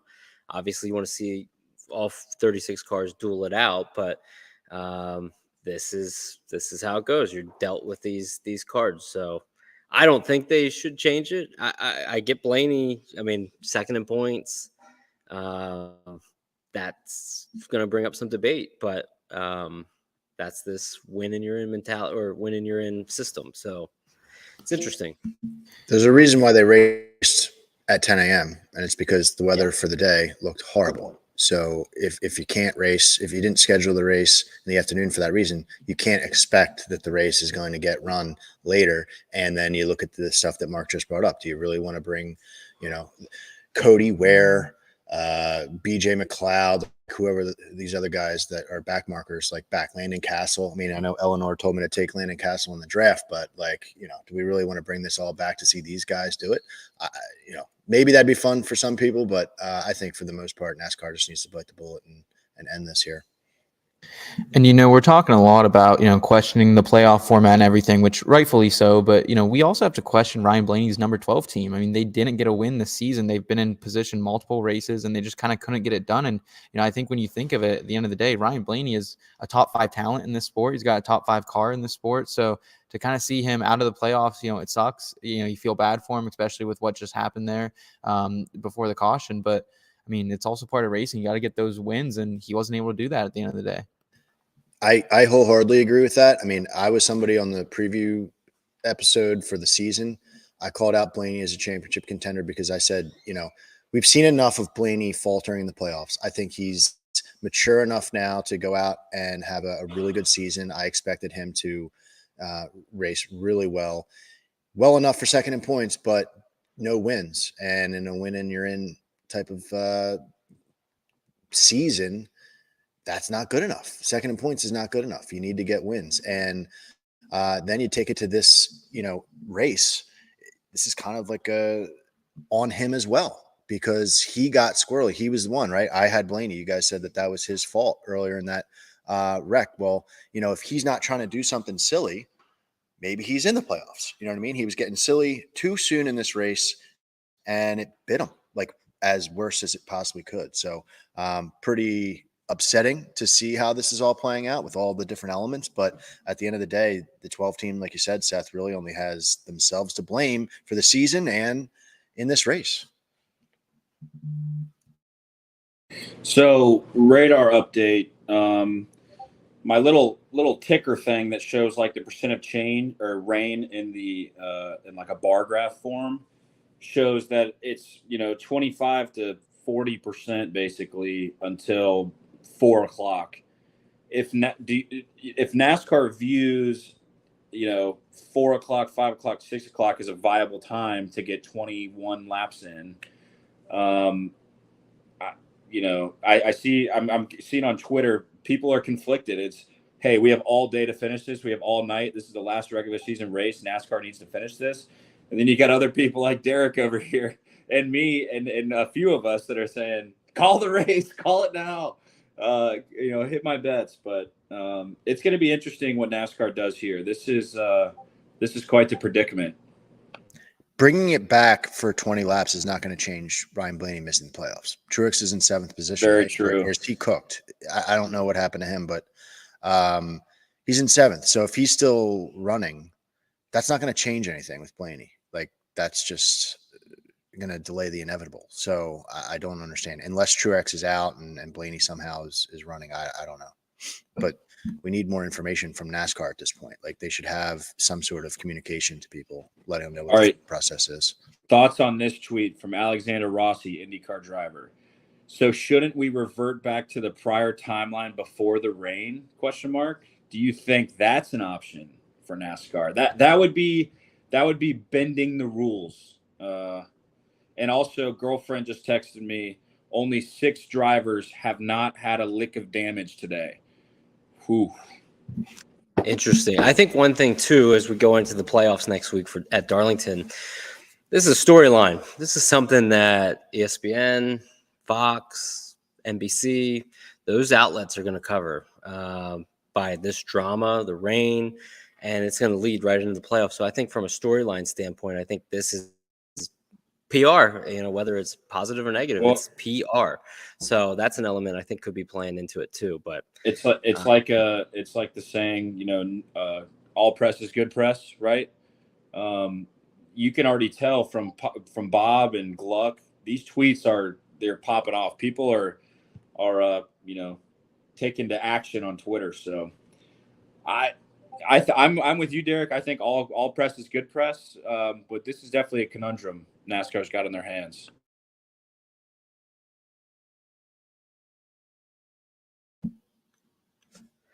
Yeah, it's going to be interesting. I mean, we're still in a lightning hold, and yeah, I mean, rain's just popping up. There's no ifs, ands, or buts about it. I mean, they're showing a replay now where the cars are at the front stretch, and this windshield is getting pelted with rain. And then obviously, that's I've been seeing some stuff about Haley and the things that he's saying in some of his interviews. Obviously, not happy, but and you're going to get that when you're the loser that was leading, could have had something in his fortune happen, and then something like this. So yeah, it's gonna be interesting.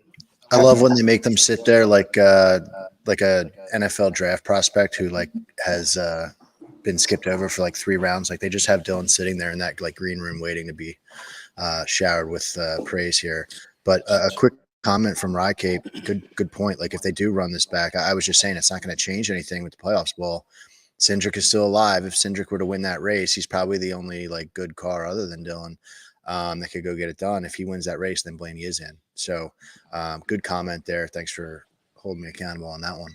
So I think we know that the whole track is not. Yeah. So the backstretch looks pretty dry. Obviously, it takes 2 hours to dry the entire track. I'm curious if NASCAR thinks that they can get 30 minutes with no more rain, dry this track. I think I think they would try to get this in, but once again, I think that even obviously if the race ends now, Blaney's out. But if someone that's already in the playoffs wins, Cindric, Suarez, I don't remember who's all up there, but I think there's still a lot on the line. I think NASCAR still wants to get. I'm on team NASCAR wants to get it in. I'm sorry, Derek. I'm sorry, guys. I think NASCAR wants to get this in. I haven't you're heard not from. you're not I getting a free easy win here. You're not getting that. You're gonna be sweating over there. We're going back green. What happened? Did Reddick get tore bad in that? Like messed up. I see he's still on the lead lap. Where's the lead lap at? Is that like top 16, top 20? I don't know where the lead lap is. I think he was in there pretty good. Okay, well, he's not a lap down yet. I just noticed where Hamlin's already lost a lap, and some of them are already a lap down. The top 14 are on the lead lap. Bubba Wallace is the first car a lap down in 15th. You got Suarez, Hamlin, Hemrick, Buescher, Almirola, Stenhouse, and Gilliland, all 1 lap down. We just had that comment in there about the red flag rules, and I am not 100% sure on that also. But the funny thing is, like when that all went down, I was always under the impression that like when the yellow flag waves, whatever order they're in, that's the way that they're scored. But what do you got, Rory? If you are moving, like your car didn't get turned sideways and in the other direction, like Harvick there. Harvick made it through the wreck, got in the wreck. He's damaged, but since he kept his momentum going forward, he's placed second. Dylan's the winner because he was the first one through all of it. That would be how I would say that's how it ends, in my opinion, the way that I've seen it be scored in the past. I mean, you can't just give it to the guy that was just leading the race and then causes the caution by slamming the wall, and then like he's not moving at that point.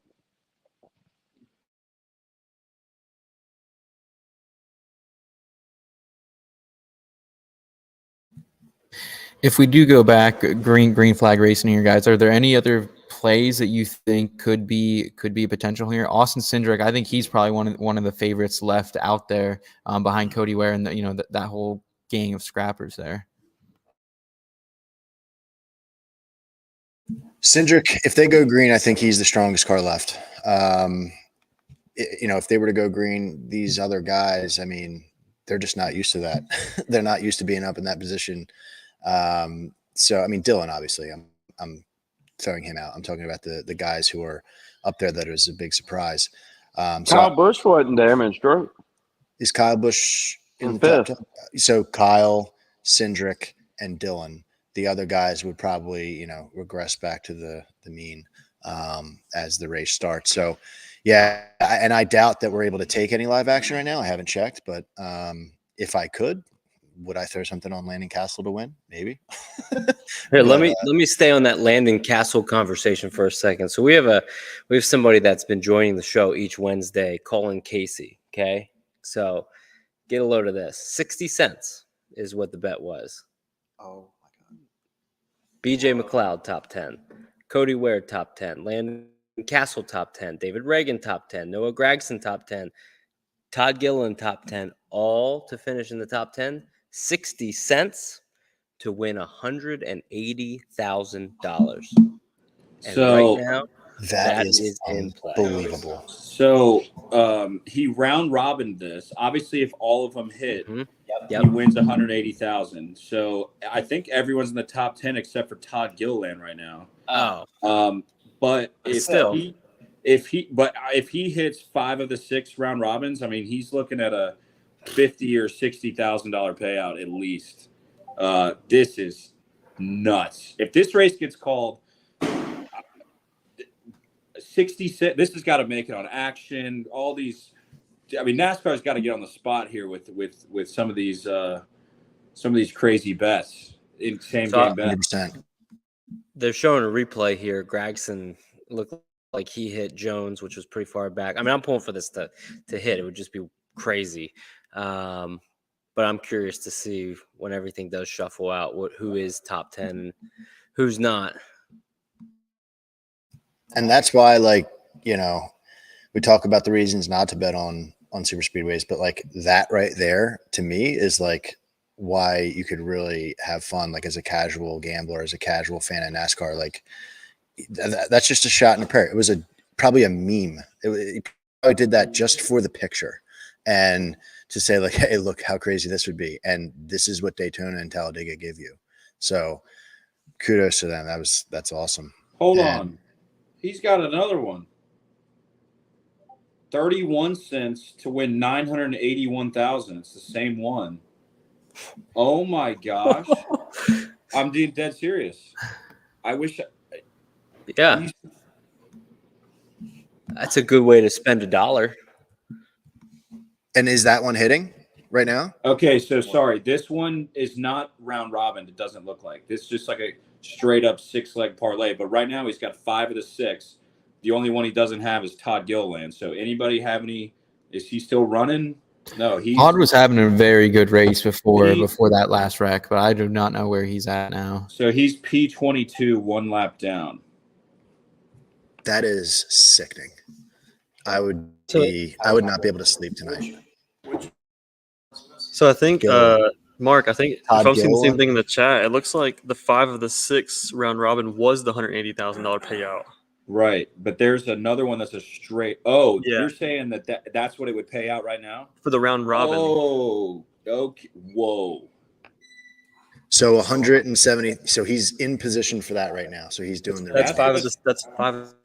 That's what I think. I think Fantastic. that might be right. Yeah. I mean, how can we not be cheering for this guy? Unbelievable. Shout out Colin Casey, I think is his name. I think that's just like part of the fun of these races. You know, anything can happen. And so many times, I mean, these races finish and we're like, oh, wow, Corey LaJoie top 3 finish or Landon Castle up there making moves. So, you know, I know, you know, Chris Wormy and a lot of these people are saying, you know, don't bet heavy on this. And I think we all scale back, you know, our units a little bit, but, you know, the fun in this is it can be had a lot. And, you know, that makes me think, you know, maybe for any of these other super speedway tracks next year, something to consider. Throw a little parlay out there that if it hits, you know, you're rich. So that's awesome to hear. We had Ryan in the comments there had $10 on Landon Castle to win $5,000. He's not doing the rain dance. He wants that to go back. That'd be pretty cool.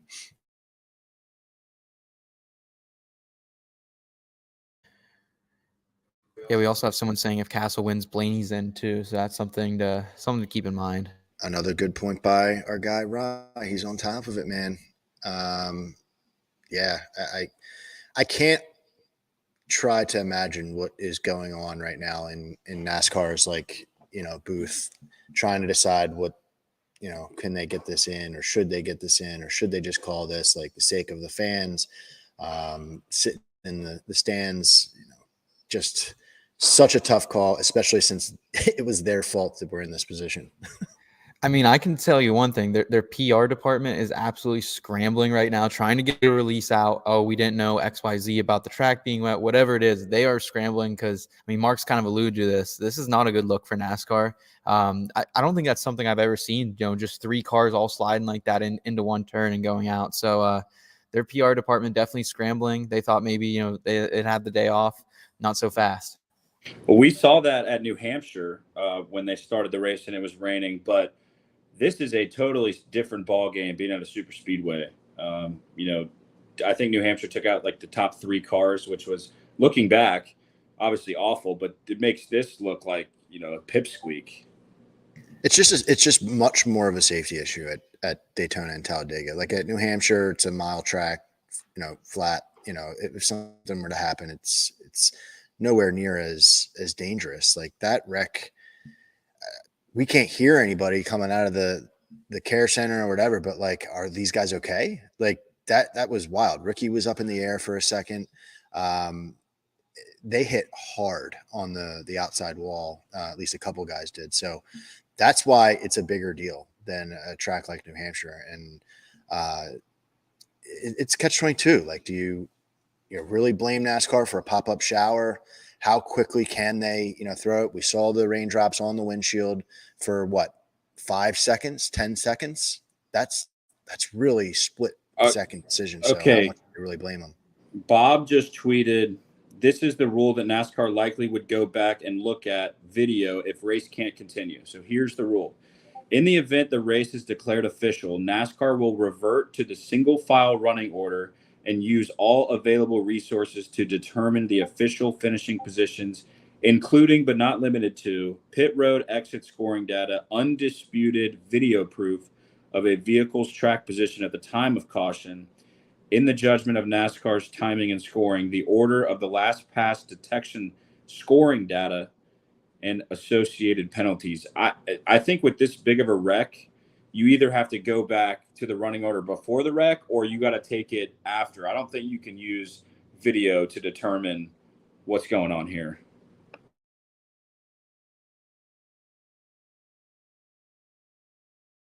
Yeah, and we're just watching the replay again here. They're just coming back from break. I mean, it's just pure carnage.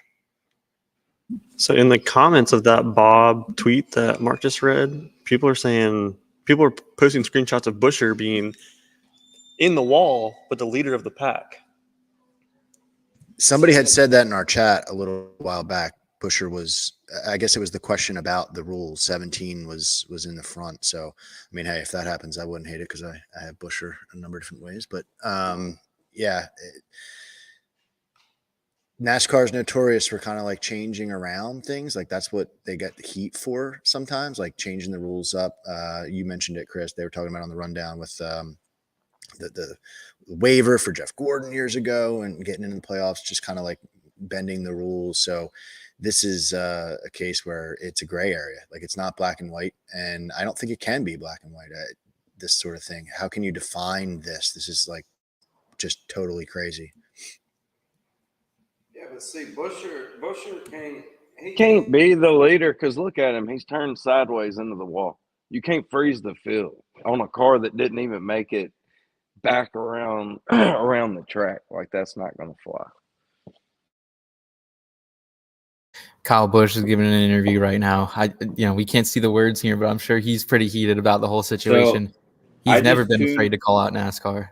I just tuned in to listen to what he had to say. He is not that salty. He was kind of like just explaining how he got into the wall. I might have had a few beers in me, but it kind of sounds like Kyle's in a good spot and he knows what he's doing next year, because I feel like if things are in bad situation and bad standing with JGR and his ride next year, he'd probably be extremely livid here. But maybe he just woke up on the right side of the pillow. I don't know. I listened to the first half of it. He seemed pretty cordial.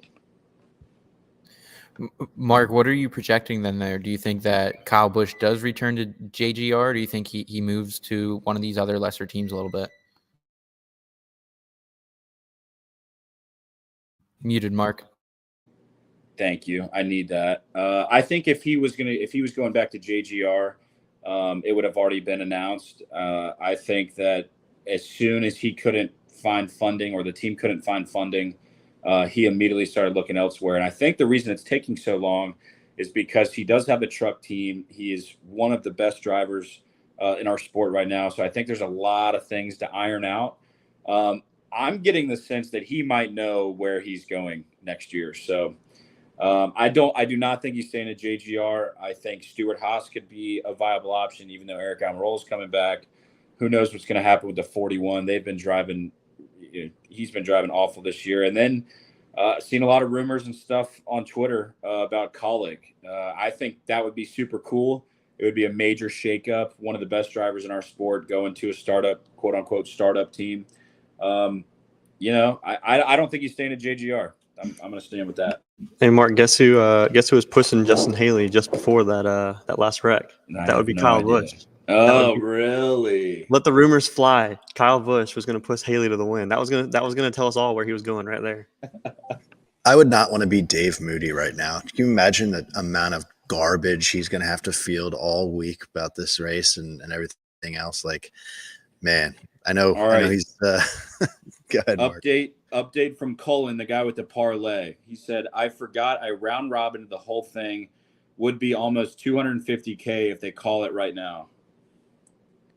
My God. I mean, are you in communication with him right now, Mark? So he just got added to one of the little messages that were in. Aaron added him. Okay, awesome. So go check that out. Yeah. Wowzers. Can you imagine a $250,000 day? That's crazy. Rocket just said they're expected to resume. I like the way you're thinking here. Let's get it back rolling. So who would be?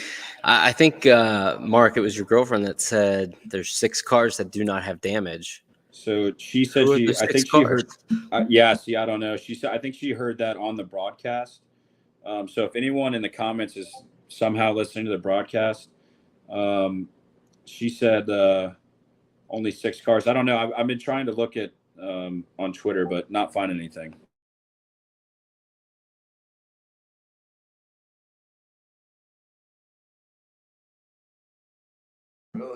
I really can't find like 6 that I believe are like untouched now after all that. I mean, they're all, it looks like, banged up. I'm curious to see what Bubba does, gets back on that lead lap right here in 20 laps. We might still be alive. Yeah, what damage does he have? Was it pretty bad? He wouldn't have had any damage, and then right there at the end slid into the end of the 43 in the grass right there. He was clean until that happened, and it messed the left front up a little bit. But I mean, they probably slapped a new fender on it, basically. I mean, or got something going on. So who knows? The way this race is going, it might be just whoever is left standing at the end of it.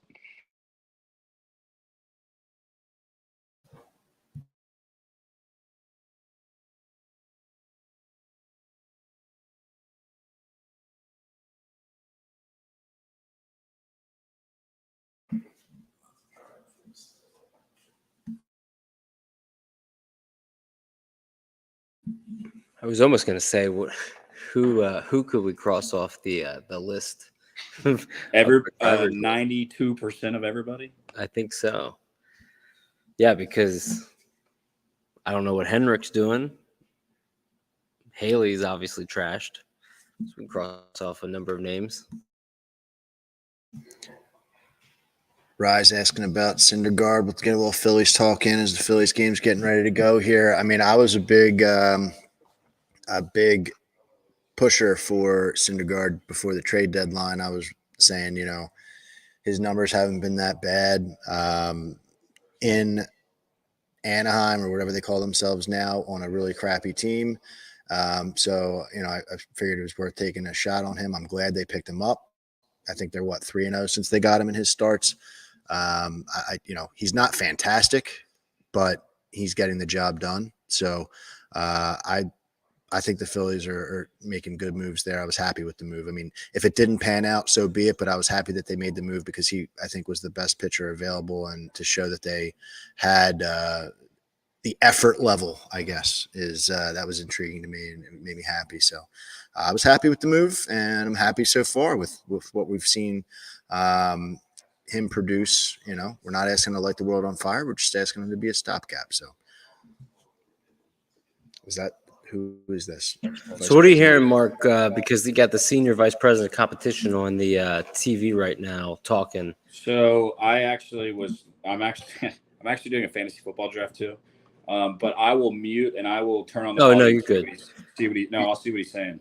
I think he's talking about maybe the official didn't say it was raining. I'm going to turn y'all down.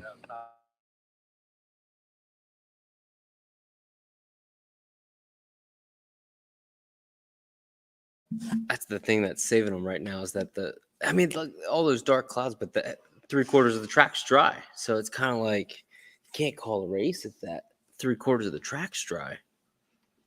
I don't think. Yeah, I mean, if 3/4 of the track is actually dry, then what would that take? I mean, it's okay. They're talking about the finishing order if they stopped right now. Would it be Cody Ware? I've seen his name floating around that he's actually the leader, but he shouldn't be. He was involved in the wreck.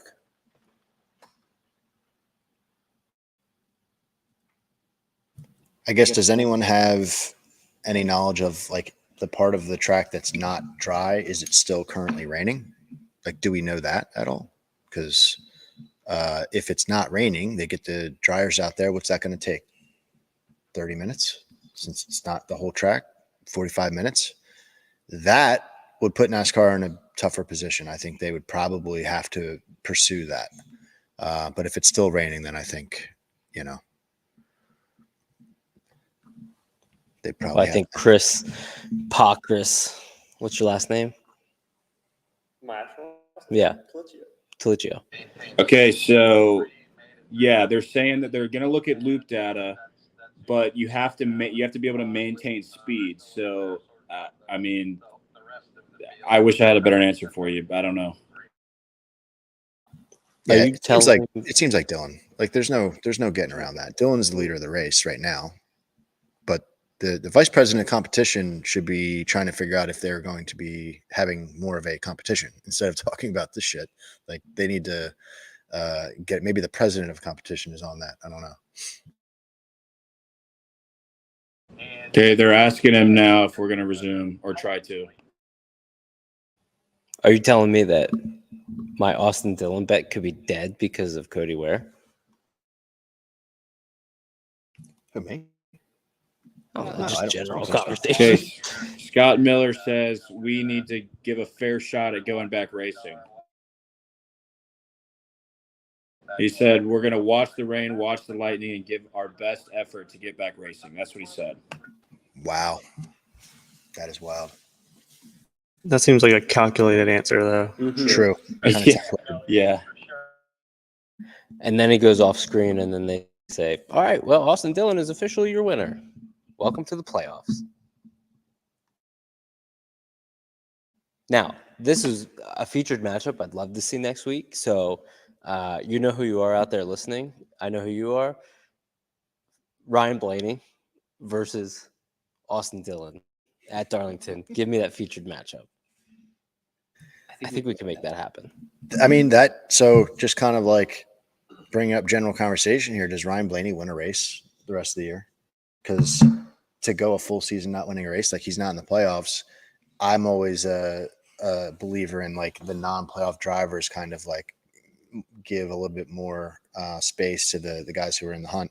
But Blaney is a force. Like he's someone that absolutely. I have a Penske over under 4.5. They're at 3 right now, and I am not liking that because I would expect Blaney to have pulled his share, right? I've got Logano who gave us 2 wins. I got Cindric doing his part with 1 win. Blaney, I expected 2 wins out of him this year. I don't think that bet's going to hit. What's sad about this is I said that on my podcast after Blaney won the All-Star race. I was like, can you imagine if this is the only race he wins all year and it's the one that doesn't matter? I mean, that's terrible, terrible luck. NASCAR saying they're losing the track in 1 and 2, so I guess that's saying starting to rain a lot more over in that area. Yeah, all Scott Miller had to say was we're going to do our best effort to get back racing. So whatever that's worth. Obviously, if it keeps raining, guys, it's only 1:15. I mean, if they're going to make their best effort to get this race in, why would they not wait until 8 o'clock to finish it? Right? I mean, maybe I'm just in la la land because I want them to go back green, but what do you guys think? And now there's only 3 of us remaining. Hello. I think, yeah, people are kind of like getting food and stuff. But I think that you have to do right by the employees of NASCAR, like all the teams, all the, people who are there, and also the fans. Like, this race was supposed to be run last night. So now you're asking the teams, the fans, to stick around for the morning and now all day and then all night. Like, that's pretty unreasonable to me, just from like a general, like, human being aspect of it. But, you've got a sport that you need to, have. And at the end of the day, you need to believe that the playoffs are, fully baked out to the best of the ability. So, and give everyone a fair shot. So that's why it's such a catch-22. But from the human aspect of it, I think they need to pull the ripcord here and get this done with, because it's unreasonable to me to ask fans and teams to take up a whole second day when we weren't expecting this. So, and you gotta bring TV into the question here too. What does NBC want? Is NBC going to want everyone to kind of hang around all day? They're just going to want to, hey, let's cut the cord now. And it's actually a great point. I mean, it's not football season, so they don't have to worry about Sunday night football. But and they're already on CNBC anyway, so that doesn't really matter. But anybody that wants to watch Shark Tank later might be pretty upset. But yeah, the TV aspect is a big deal. They don't want to have their airwaves taken up all day, probably, but who knows? I would love at some point in time to hear kind of like a tell-all, like behind the scenes about how this kind of stuff goes down. I know that we can't really be the fly on the wall, but like, I would love to hear stories about years past where, something like this happened and this is what was going through NASCAR's mind. Like, what is the priority? You know what I mean? So it's just something that I have not been privy to, and I'd be really anxious to read about that, because that would be really cool. I love Shark Tank too, right? I'm hearing reports that it is raining heavy in turns 1 and 2. So I think that was the portion. Oh, I guess the front stretch in turn 1 were wet. Now turn 2. So if that cloud system is moving towards the back stretch and the radar through one of the NASCAR weather key Twitter accounts, there's rain all over the place. So yeah, you and I are looking at the same thing, Chris. Yeah, I think it's one of those things where, again, we're going to have a lot of conversations from this throughout the course of the week. And obviously we're already talking about the betting side of it, but people that are not familiar with the sport or are unfamiliar are definitely going to be talking about it in different news outlets. So I think like Mark and we were all kind of saying, any PR is good PR right now. So yeah, man. Despite everything that kind of happened at the end, it was still a pretty fantastic race. Like, altogether, like, we saw a lot of people up there jockeying for position early on that, we predicted to be up there, guys on the cut line. But man, it's kind of sad to see it end that way. I hope we come back racing, but reports right now, Derek, they're not sounding too good from you over there. But obviously, you do not want it to come back. So maybe I shouldn't listen to Derek over there. Now you're now the rain god again, aren't you? I may be biased. Chris, how are you feeling over there, man? You also went in on Austin Dillon with Derek. I respect that, you were able to pull that live trigger button. That's probably one of your first live bets that you've done and possibly have hit big time here. Yeah, it feels pretty good. Not gonna lie, Derek. It feels good.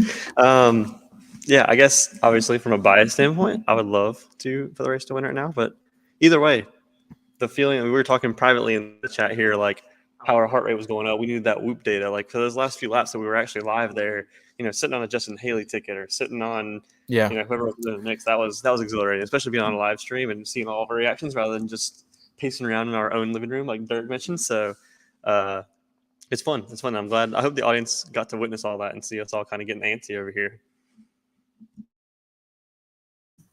Chris, you might just have to move on up with your grandma here in Pennsylvania and just live here so you can get those live bets going.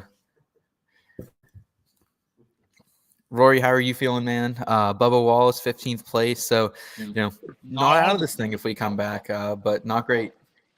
Yeah, I'm hoping it might start back up, and maybe they have the front end fixed up where it got got a little damage. So I think he's got a shot if it is. I mean, he had a fast car before that, and I think he can. He's the type of person that can get it up through there, I believe, if his car is not too damaged. So we'll see what happens if it does go back. Not hearing good news when I come back in and hear Derek talking about rain in turn 1 and 2. I don't like the sound of that. And I think though you can still take away a positive from this, Rory, even if we don't go back green. Like Bubba raced strong. He obviously looked like he was in contention, and it was exactly kind of what you guys were predicting. Denny Hamlin was the guy pushing him, making sure he would get up to the front there. And I think all the Toyotas were kind of backing Bubba a little bit, outside of Kyle Busch kind of doing his own thing. But still positives to take away. The science behind the pick was there, even if it doesn't materialize here for you. Oh, definitely. I don't mind where I was at on that play at all. I mean, it was just gut. I don't know. Thinking if he wins, he gets in, and it'd be pretty cool if that happened. So that's why I rolled with that pick. I mean, I'm not too unhappy with my weekend. I mean, I only had $20 on the Xfinity race, and I only have $100 on this. So, I mean, if it loses, I feel like the people that I would have taken for this have all been demolished, and I would be like mad right now. So, I'm happy I stayed away and just been enjoying all the excitement and the wrecks. I'm getting the impression from Bob Parker's Twitter that the reason this is taking so long isn't just the drying. It's they're trying to figure out this ruling of maintaining a reasonable speed, because he just tweeted out the definition of what reasonable speed is. And it says vehicles must maintain under their own power a reasonable speed considering the conditions that exist on the track. Determination of a reasonable speed is a judgment call and will be made by NASCAR. Oh, judgment call made by NASCAR is the key word. So that would be, so then they're not going to give it to Cody Ware because he's further back in, over 30th place. So obviously he wouldn't qualify for the playoffs. Now, if he was inside that, I could see them making a different call. I also saw that they're shut down track drying operations right now. So this 1:30 timeline PM on the East Coast is going to be key. I think that's a pivotal time. So there you go. There's another little thing for NASCAR, not only the weather, but now was Cody Ware maintaining speed? Everything we saw on the TV, yes. I mean, I don't think if that, it's not like he wasn't. He was pretty much behind Dylan. Bianchi says it is raining heavily, hardest it's rained since the race was stopped. Okay. So, yeah, they'll probably call it here at some point. But before that happens, I just wanted to say thank you guys again. I mean, how cool was this to be able to come together as a group and to do this? Like I said, nobody else right now in the industry is doing this, the community. This is such a cool opportunity for us. It gives us another element of, hey, from a professional standpoint of what IBT and Seth and Katie have done, and to what, Barry's Car Barn allowed us to do with this. I mean, this backdrop is unbelievable. And then having guests like Chris and Todd and Rod come on and join us. We had others listed, but with the rain yesterday, it kind of ruined that. So, but yeah, just want to say thank you guys, because this is a really cool opportunity of things that could build for 2023. And this is a good opportunity because this is the legalized betting state digitally, and you got a wonderful experience. And we could do this at NASCAR through other states that are obviously legalized. So thank you guys very much for joining me on this. And Mark, I know you're down in Florida now, but thanks for coming up and having the time with us. This was awesome. Yeah, this was tons of fun, Derek. All credit to you, man. You pulled all this together, and I wouldn't trade a thing. Obviously, wish that I was there with you guys right now, but Phil said it earlier. I would love to do this again for sure. Well, I absolutely agree, and want to echo thanks to Derek for putting this together. It's an amazing idea, and it came together gracefully. And this is really just the beginning, and I think that's the thing we have to realize. Derek, you've been in this space, not too long at this point, and you've already made a sizable impact. So, I'm excited to see what you can do individually down the road and what we can do collectively down the road as well. Because, nothing beats being here with you guys. I've learned so much about NASCAR betting just the last couple of months hanging out with you guys online and now in person. So it's been an absolute pleasure, and I hope to continue to grow with you guys. And some credit's got to go back your way, Seth. You and Katie behind the scenes. This is an operation right here, and you guys killed it these last 2 days. We had many technical difficulties that we had to work through, and you guys tackled it seamlessly. I can't even imagine being in your seat. I saw it yesterday. I was sitting next to you. You've got a million things going on at once, trying to do a draft and make picks and deal with my camera issues as I'm sitting next to you, and you guys just handle it seamlessly. So yeah, Seth, in between media, all props go to you guys too. Appreciate that, man. And you guys make it easy. Seriously, there's never any pressure, and we kind of just do our own thing here. So I definitely appreciate the support here. And Katie, my girlfriend, coming down with me, always, down to help IBT however she can. And the rest of my IBT crew at home, man, they do a fantastic job, whether it's our lifestyle advice or, doing some type of live production or live event like this. We just have a blast working together. And it's really the same thing. It's really just the beginning for us. And I cannot wait to see where all this goes. And I'm just thankful for this moment, though. This moment is very powerful for the community and just for, really, I think the sport of NASCAR is going to take notice. So just to be here with you guys, I'm thankful for it, man. It's once in a life opportunity for sure. Here at Barry's Car Barn, baby, Intercourse, PA, man. Can't forget that. Yeah, and I'll just echo, the same thing. Seth and Katie, phenomenal job. Yesterday I was kind of blown away. Someone maybe kind of coming in, maybe a little unprepared for what to expect, and to see the just craziness of the setup process and everything, the amount of extra stress that you guys have compared to everybody else, it's just wild, and you guys handled it fantastic. And obviously Derek, the behind the scenes stuff for people listening, hosting us here in his hometown, setting up tea times for us, making sure we have the right hotel to go to, bringing us breakfast, getting us food, hosting at his parents' house on Friday night for a meet and greet with family and kids and everything like that.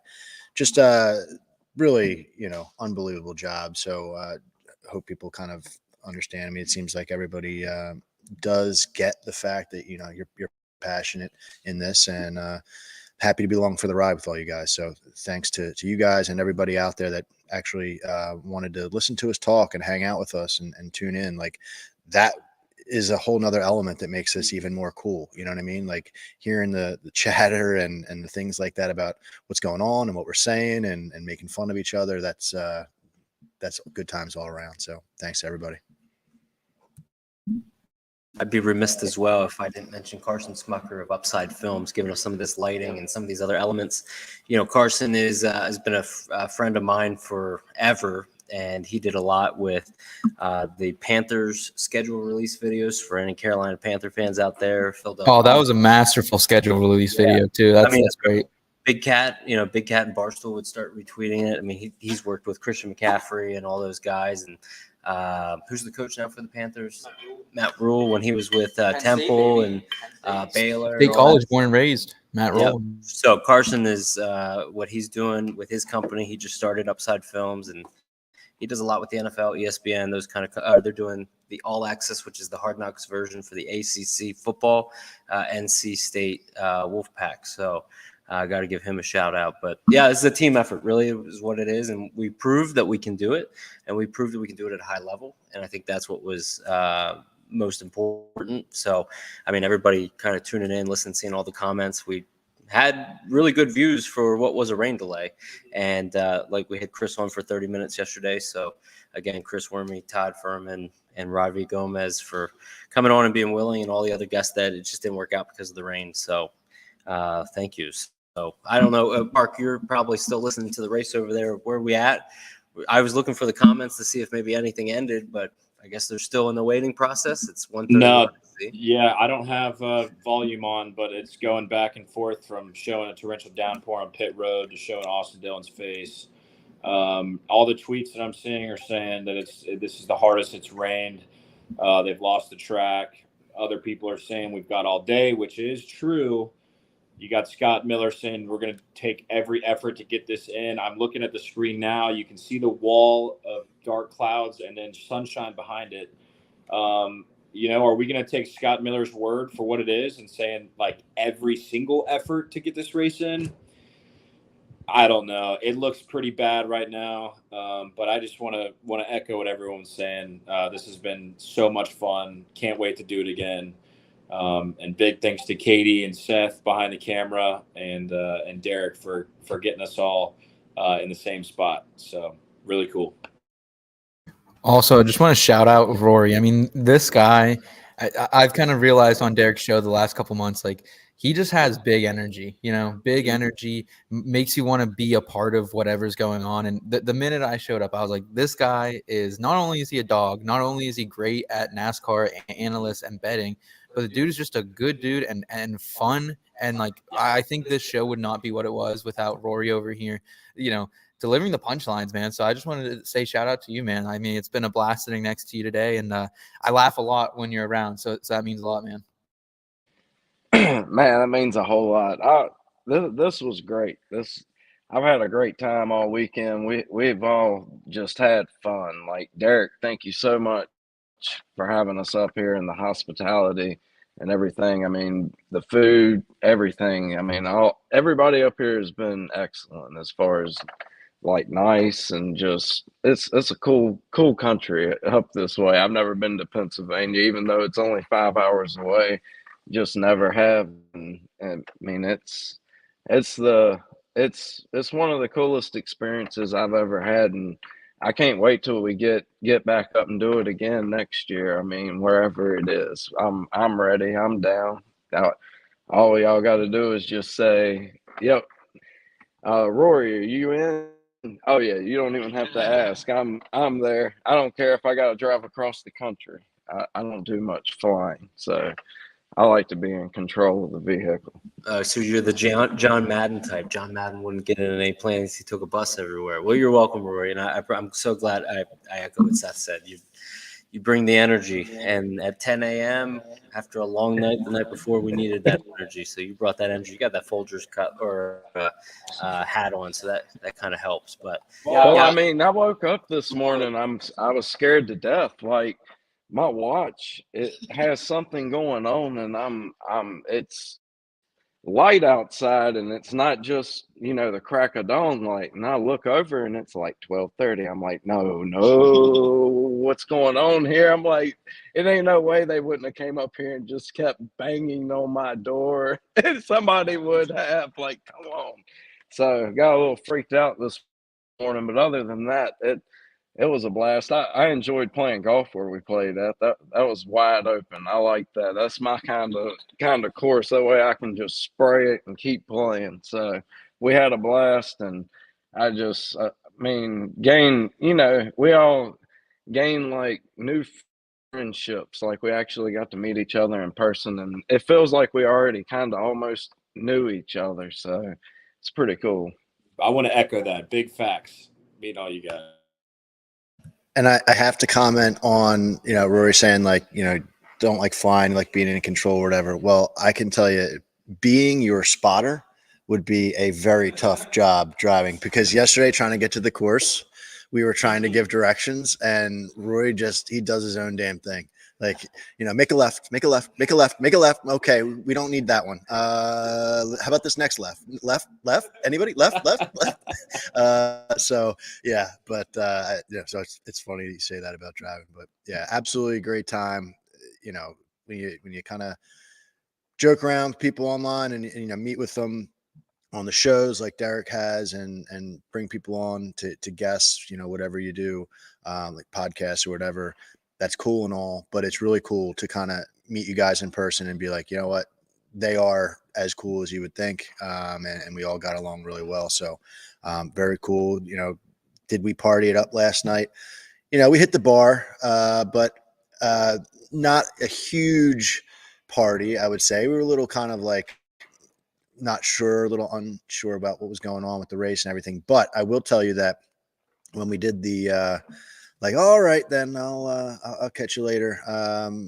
Rory did somehow get Chris and his wife and myself to get to the truck to do shotguns at like 12:30 at night. So somehow, some way, he's got that aura about him. I think you guys know that. I forgot I got to post that video. Yeah, I got to put that up. That was awesome. I had forgotten about that. That was good job, Phil. I'm glad somebody remembered. So one thing that I regret, and I really wish that I would have thought about it before it was too late, but we played this golf course yesterday, and there were just cornfields, like literally be fairway and then cornfield. And I don't remember whose idea it was, but someone was like, we should have Rory come out of the cornfield like Field of Dreams style for a promo for this. And I wish that we would have gotten that, man. I can't believe we fumbled the bag on that one. Yeah, I think the suggestion went from walking out to driving a golf cart through, and then I think we were like, okay, maybe we should bail on this. But yeah, good times all around. I find it funny that Rory's like the guy out there hitting long straight bombs like Phil Mickelson. I would have not put my money on Rory going into that one, but glad to hear you pulled it together, man. Yeah, the short game's lacking a little bit. Like, no lie, that's the only reason they beat me. Like, if I was on my putting and chipping, it would have been fun yesterday. Like, I have fun. Don't get me wrong, but it's aggravating sometimes on those like 50-yard shots in, and you just don't have the feel for it just from not playing so much. So that killed me a little bit. But man, I did have fun. It was fun hitting that Mark's driver's like 2 inches longer than your standard driver. So like I gained all this distance with this thing. Like I got to go get one now. The Ping G400, baby. So what are we saying here? Do I need to put the thing back on, or are we? No, I was actually just typing in our group chat. I think what we'll do is we'll just wrap it up. You have a promo or two or three. We'll do that because I think we are in a waiting process, and we also aren't gonna necessarily be maybe renting this all day. But yeah, I think everybody said was well said, and thank you guys once again. So I'm gonna turn it over to Seth, and you can throw a promo or two. But thank you everybody that's listening and watched and spent all the time all day to be a part of this. So thank you. DY, Derek Yoder, baby. The man, the myth, the legend. Derek, awesome job tonight, man. I want to thank everyone again for tuning in to In Between Media here, the NASCAR Gambling Podcast. Everyone, Full Tank with Phil, Flag Hunting, SKYBOX, everyone here, man. Absolute pleasure. If you guys are new to the channel, please like and subscribe. Hang around In Between Media. We have the back road every other week for you. But if there's nothing else, man, we'll go ahead and close it out. Thank you, everyone.